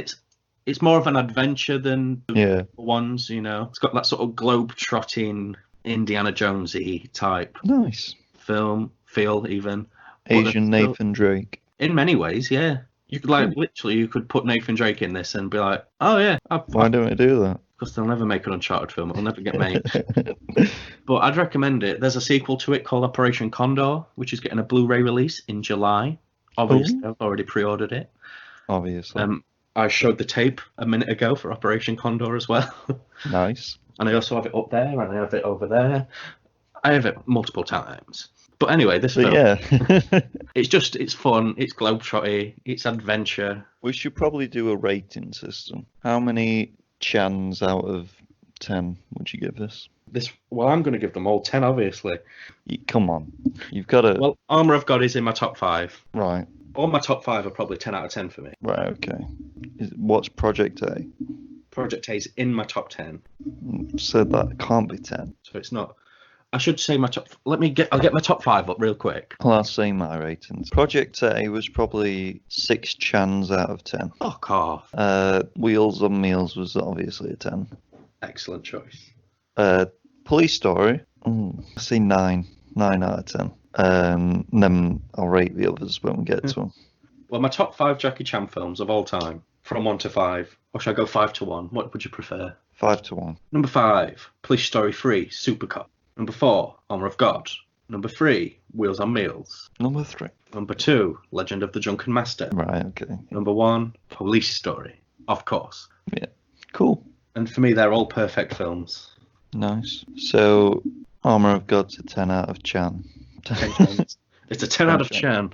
Yes. 10 Chans. What about Project A? Project A, I'd give a solid 8. 8 Chans. 0.7. 8.7 Chans. Well, the next film, Dragons Forever. Yes. This one reunites the three dragons, but for the very last time. Oh, that's sad. 1988. Is any of them dead? Is No. Yuen dead? So why don't we do one last film? They should do. I mean, this was the last one they did because Jackie Chan wanted to focus on his solo career. Of course he did, the bastard. Which is, I'd like to see them all together in a film now, sort of old school. Old school Jackie. Yeah, I'm having fun, probably just eating noodles and shit, coming up with schemes and Yeah, Dragons Forever. It wasn't successful, most because they played against type mostly. All right. You know, Jackie Chan's sort of the everyman sort of guy. In this, he plays a slick lawyer. Oh. Yembio's normally sort of the underdog type of guy. Yeah. In this, he plays a mentally deranged individual. Right. And, you know, Samo's sort of a weird one. In this, he's sort of a Jack the Lad type, you know, a bit rascally. See, I can see Samo doing that though. Yeah, but they're all against type, and Jackie Chan pretty much has a girlfriend throughout the entire film, and that's what I mean. A woman committed suicide when she found out Jackie Chan had a girlfriend in real life. What? Yeah, a Japanese woman, because the Japanese women loved him, but not in this film because he had a girlfriend in it. Jesus Christ. So, and it's got a lot of coarse language in it compared to the others. And there's a lot of it's about drugs essentially, Right. and there's a scene of Samo just getting injected against his will and stuff, so it didn't really fare very well. Yeah, it's a bit tonally different, isn't it? Yeah. Wonderful film though. It's probably the one I've watched the least of them all. Do you think I'd like it? Yeah, I think you would. It's good. There's some it's got Benny the Jet in us again. Oh, From very nice. Wheels on Meals. Yeah.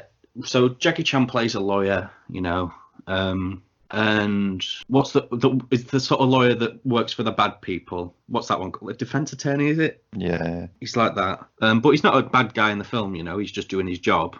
Yeah. You know.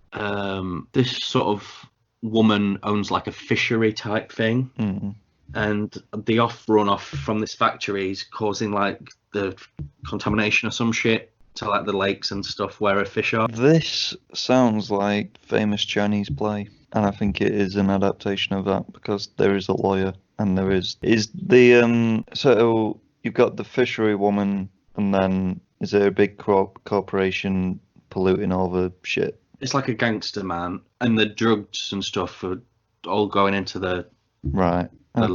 lakes and Yeah, stuff. Right. Okay. Yeah. Carry on. Sorry. Right. So, and Jackie Chan is working for the bad people at this point, you know, to try and build a case against the Fishery woman. fish lady. But at this point, he starts dating her cousin. You know, it starts off as him dating her to get information and stuff. But Classic. they, you know, they fall in love. Bada Also, boom, bada boom. he's friends with Sammo Hung and Yembio, but they've not met each other in the film before. They're not friends in the film at the start.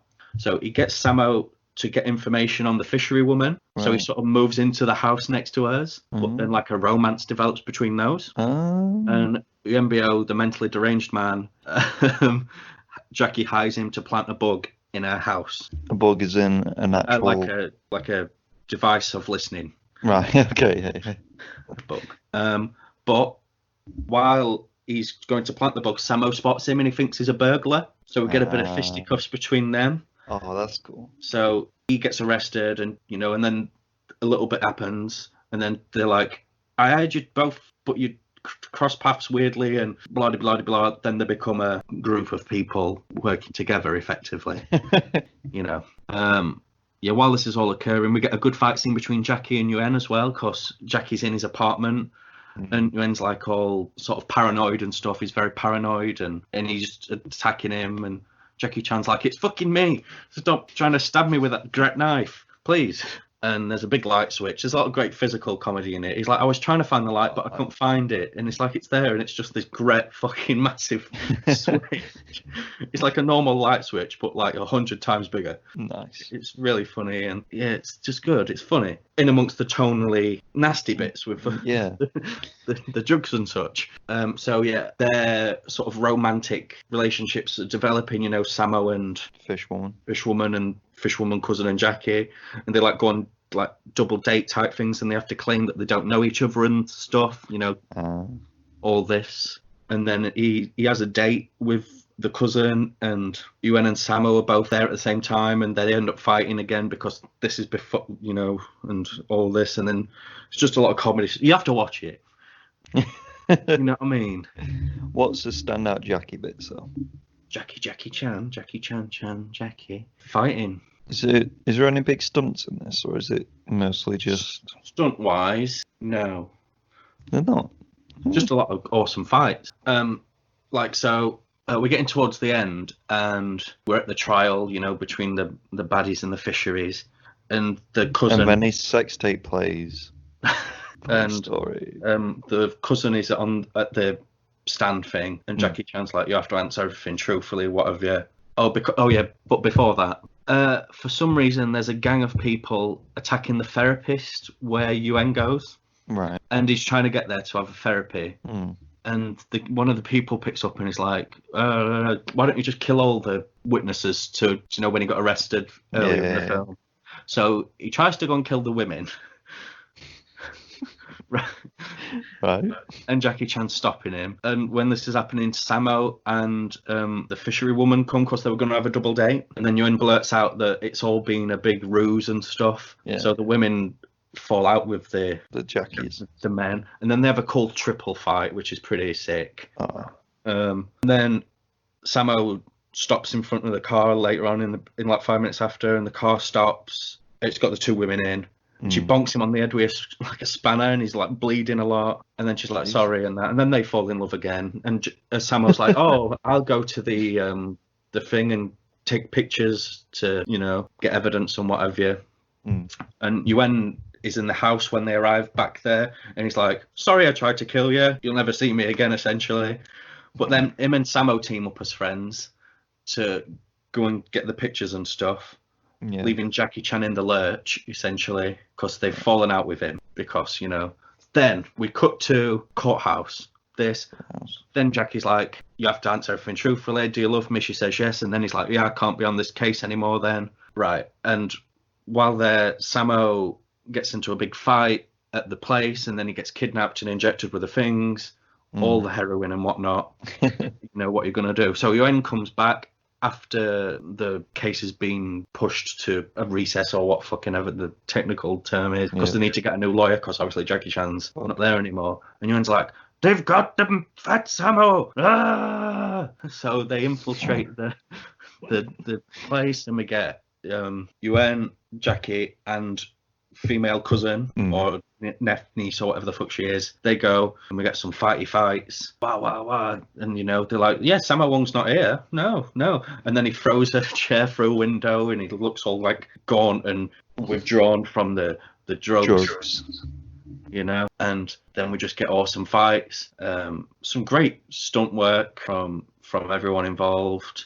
Nice. The woman gets beat up a bit. So it gets thrown over this thing onto the floor. And, then we get a Jackie Chan versus Benny again. Not as good as the Wheels on Meals fight, but still good crack. Nice. And Samo has to fight the big bad man played by Yuen Wah, who was one of the 7 lucky plays a wonderful villain in this. He's just, his mannerisms when he's being a villain, because he's quite a skinny lad, and he's always got a cigar on. Yeah. He's just, you'll have to borrow it. I will. I own it 4 times. 4? Yeah. Wow. Would have been 5, but I didn't have money at the time, because I need the alternate cover for the VHS release, you see. Right. But yeah, Dragons Forever. Then they all end up together. The bad guys are battered away, and UMBO's still not. Happy ending. It's very tonally different compared to the others. Yeah. It's 18 and over, which a lot of Jackie Chan films weren't at the time. They were more 15s. Yeah. But that's because of the drugs and the coarse language and stuff. Would recommend it. Cool. To a friend. How many chans, not chins. How many chans would you give it out of 10? 9. Oh, it's better than Project A. Nice. Well, we're going to skip a few years here and go to one of his Hollywood films, Around the World in 8 Days. 2004, yes. Yes. First off the bat, I want to say this film has got more cameos than any other film. That's probably a lie. But that is a lie. I want to just read off a few names that appear in this film. We have got... Who we got? I'll do ones that don't really have many speaking lines. Got Richard Branson. Oh, yeah.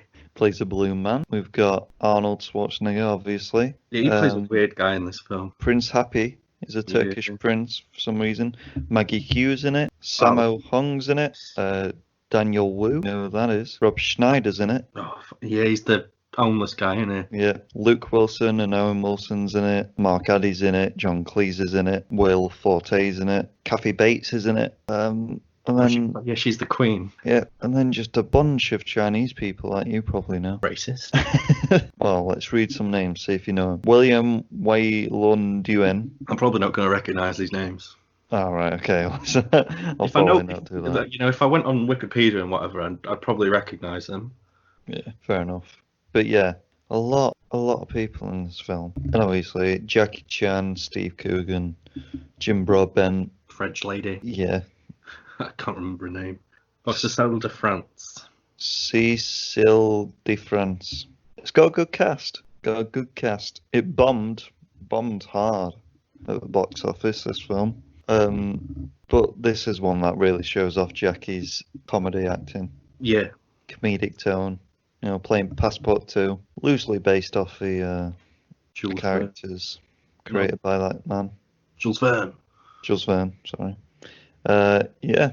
Where to start? They play a good old game of Chinese whispers in this film.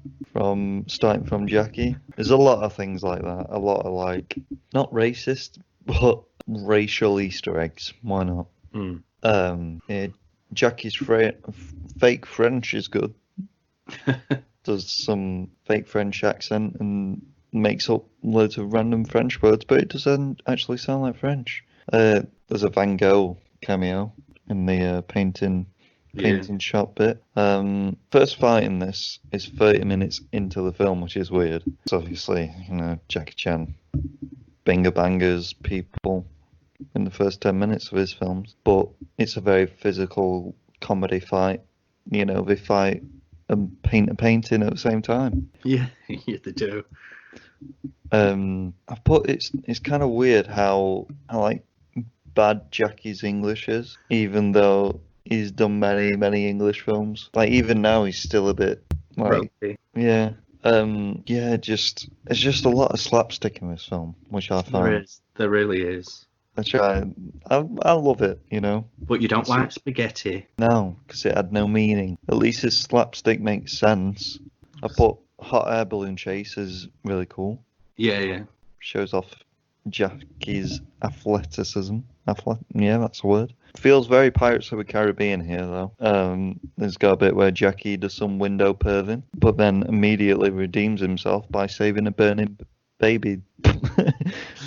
He saves a baby from a burning building. That's the one. But yeah, before that, he's just like, ooh, naked women. I mean, slides down the rope to see more. Dirty boy. Comic though. Yeah, but dirty. Dirty girl. I wonder if he did the window jump stunt. He must have had wires though, because it's when the rope coming from the hot air balloons on that statue, and he runs, jumps, and grabs it. Crazy man. But why is Arnie a Turkish prince? It's weird, isn't it? Weird casting. Weird.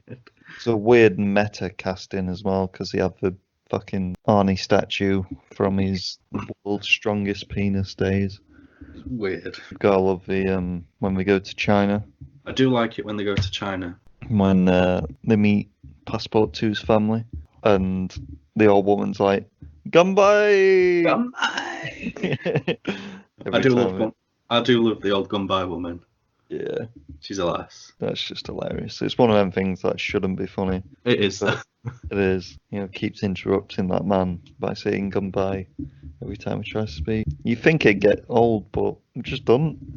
She's just a very lovely old Chinese woman. Alcoholic Chinese woman. Yeah, because obviously the whole film's about Passport 2 stealing the Jade Buddha back from the Bank of England, and then Phileas Fogg being like, I want to go around world in 8 days to prove that I'm a real scientist. I'm a real boy. And then they go on lots of adventures. Fucking does a bicycle kick in this film, and I love it. And then I was thinking, Jackie Chan with long hair, he is Liu Kang.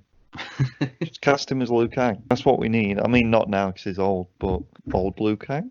Old Liu Kang. Definitely. Sammo Hung's cameo in this is one of the 10 tigers.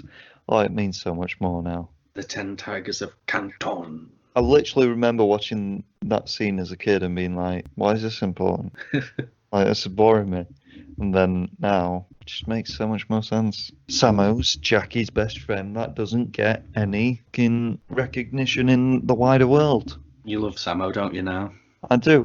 I'm going to scream his name from a rooftop. And everyone will be like, who are you on about? Jackie Chan's best friend. Underappreciated Sammo Hung. And I just kept putting so many cameos.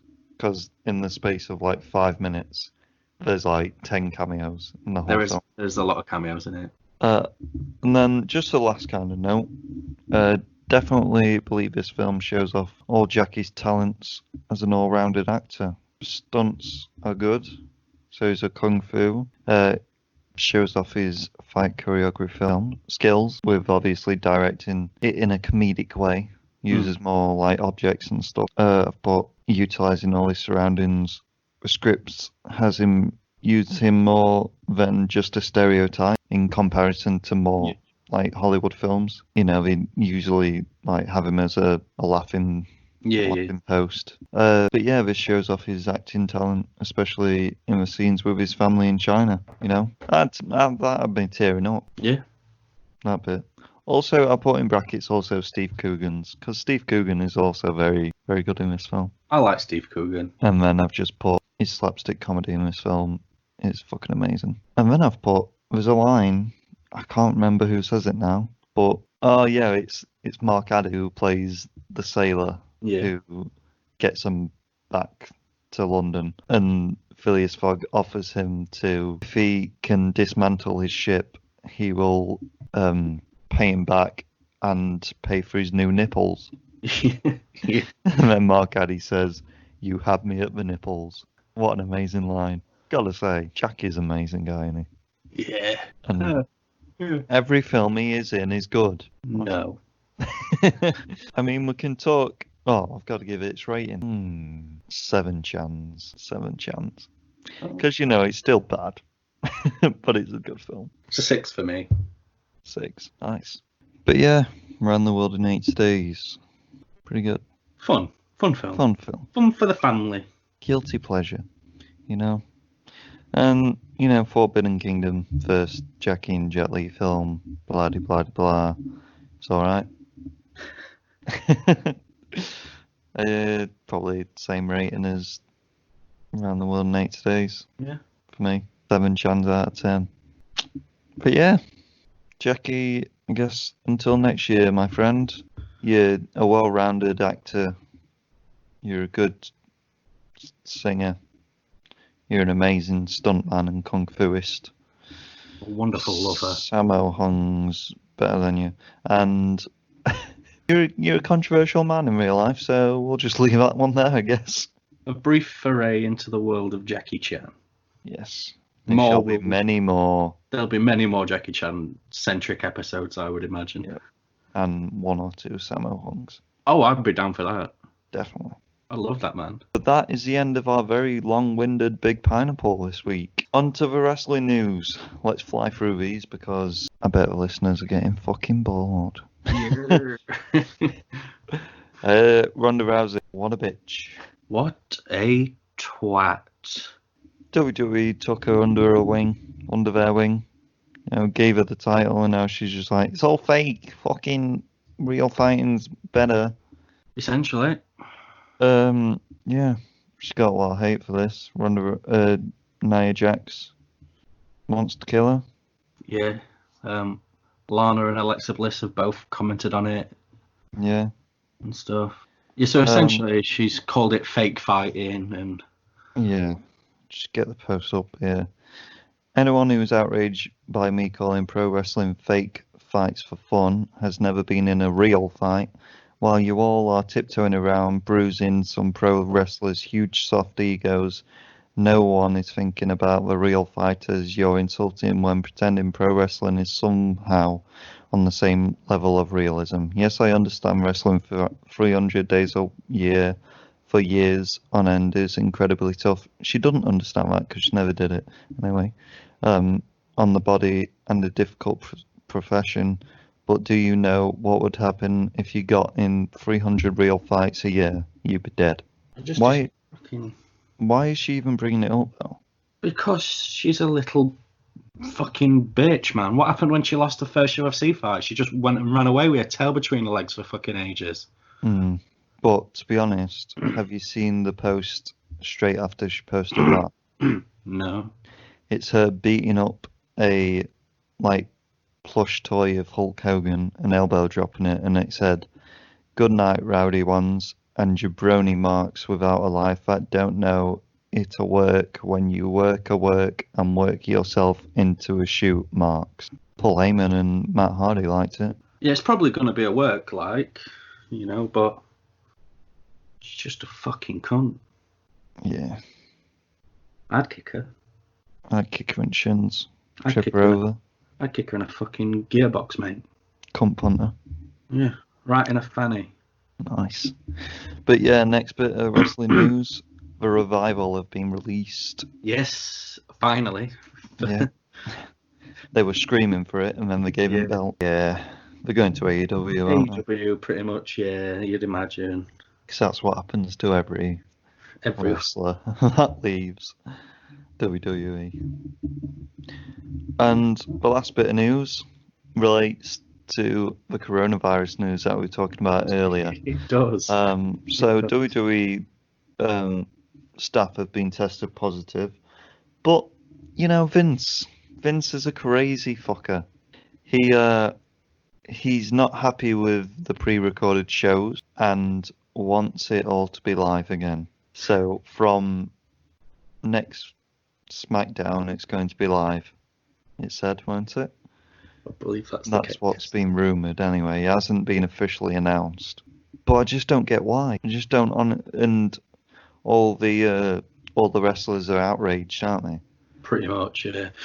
It's just so stupid, especially when your staff have been tested positive for coronavirus. Now you're going to send all the wrestlers into the same building at one time to do a fucking live show, even when there's going to be no fucking audience. Just pre-record it, make the matches good, and that's all we need. WrestleMania was bad enough. But hey, what are you going to do? What are you going to do? If Roman Reigns gets it, he's dead. You know what I'm finding weird, though? Miz is now on TV. Yeah? So what was the whole deal with WrestleMania? I'm not sure. No clue. With the tag match? I don't understand it anyway. Anyway, that's all wrestling news. Fuck it. Awareness section. I just briefly want to talk about James McAvoy. He's doing a lot of posts on Instagram lately about his help towards the NHS workers that are risking their lives. Yeah, he started this Masks for Heroes campaign. He's just, setting up a lot of charity stuff and donating a lot of stuff. But yeah, he's just one of the many celebrities that are actually posting videos about it. But he seems to be I've seen the main stuff come from James McAvoy. All his social media accounts now are just literally stuffed with this kind of stuff. 6 hours ago, he just put a post on, this is what 60,000 face shields look like. And it's a picture of two guys stood next to a shitload of boxes. These have been dropped off to an NHS depot and will be distributed between 5 trusts: Royal Free NHS Foundation Trust, St George's University Hospitals NHS Foundation Trust, Barts Health NHS Trust, Imperial College Healthcare NHS Trust, Guy's and St Thomas's NHS Foundation Trust. And yeah, they all came from the Masks for Heroes thing. They're donating money and all that. Because, Boris Johnson said that we were ready for whatever's going to happen, like 2 weeks before it even happened. And then my dad went into diabetic clinic the other day, and apparently the the nurse just had literally like a paper towel fastened to her face, using makeshift fucking things to try and protect her. It's mental. It's crazy. Having not prepared and there's no funding. It's just, I don't get it. But yeah, donate to that if you can, Pineheads. What's your awareness for this episode? I've got no awareness section this week, but just stay safe. Don't be stupid. Don't be stupid. Wash Stay your safe. hands. Wash your Wash penis. your hands. And if you're going out fucking shopping, don't take your whole family. Have you had to? Oh, we've had many Deal with that. people. Have 5 kids running around shop. I'm like, you're probably going to die. You Yeah. know, there's like nearly 1,000 deaths every day now, and people still aren't taking it seriously. Yeah, just don't go outside. Play God of War. Yeah, It's a good game. It's on the PlayStation sale at the minute. It's 14 quid. Or nice. get a pony friend and borrow it off Yep. him. True. Yeah. Well, that kind of leads us into our outro. Our next episode is going to be 3 favourite games from the last 3 decades. And we're going to have the guest that was supposed to be on the WrestleMania episode. The analyst. The analyst is going to be on. The anal yeah. cyst. Oh. But yeah, it should be a good episode. Looking forward to it. Oh, I should say, 1990 to 99, 2000 to 2009, and then 2010 onwards. Yeah, you've already got your list. I've got 2 of my answers. Just can't think of a 1990 to 1999 one. Because you're young. And it's more that there's so much choice. There is a lot to choose from. But yeah, anyway, let's do the social needs. Let's do that. You can find us at Wonder Hour on Twitter, Mr. Pineapple's Wonder Hour on Facebook, Instagram, and YouTube, and Mr. Pineapple's Wonder Hour on Stitcher, Apple Podcast, and Spotify. Excellent stuff. Excellent stuff. It's been I a guess fun that's episode. it. It has. Jackie, we love you dearly, but we do hate Matthew Seaton. Oh, yeah. Oh, said his first name now. Yeah, Oh, shit. Matthew C. Ton. Yeah, Cunt.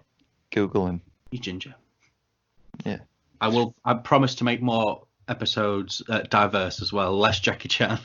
We'll spread out the Jackie Chan. We'll It's just have because a break from. it was his birthday. Yeah. We had to celebrate my boy. Yeah. We'll spread out with Jackie Chan now. Yes, Spread we've got Sammo Hung fan number 1 Yes. now. So But you'll have to borrow the Blu-ray set. definitely. Guess that's it. Indeed. Right. Right. Stay fresh. Stay fresh.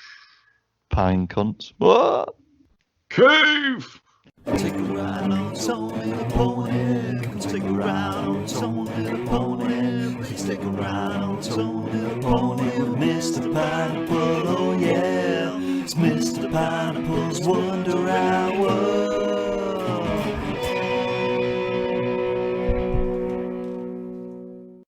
Little tickle in the bollocks. Oh, everyone likes a little tickle tickle. Mm-hmm. Girlfriend. Finger snap. Oh, I went sassy. yeah. You are a bit sassy, aren't you? I went full sass.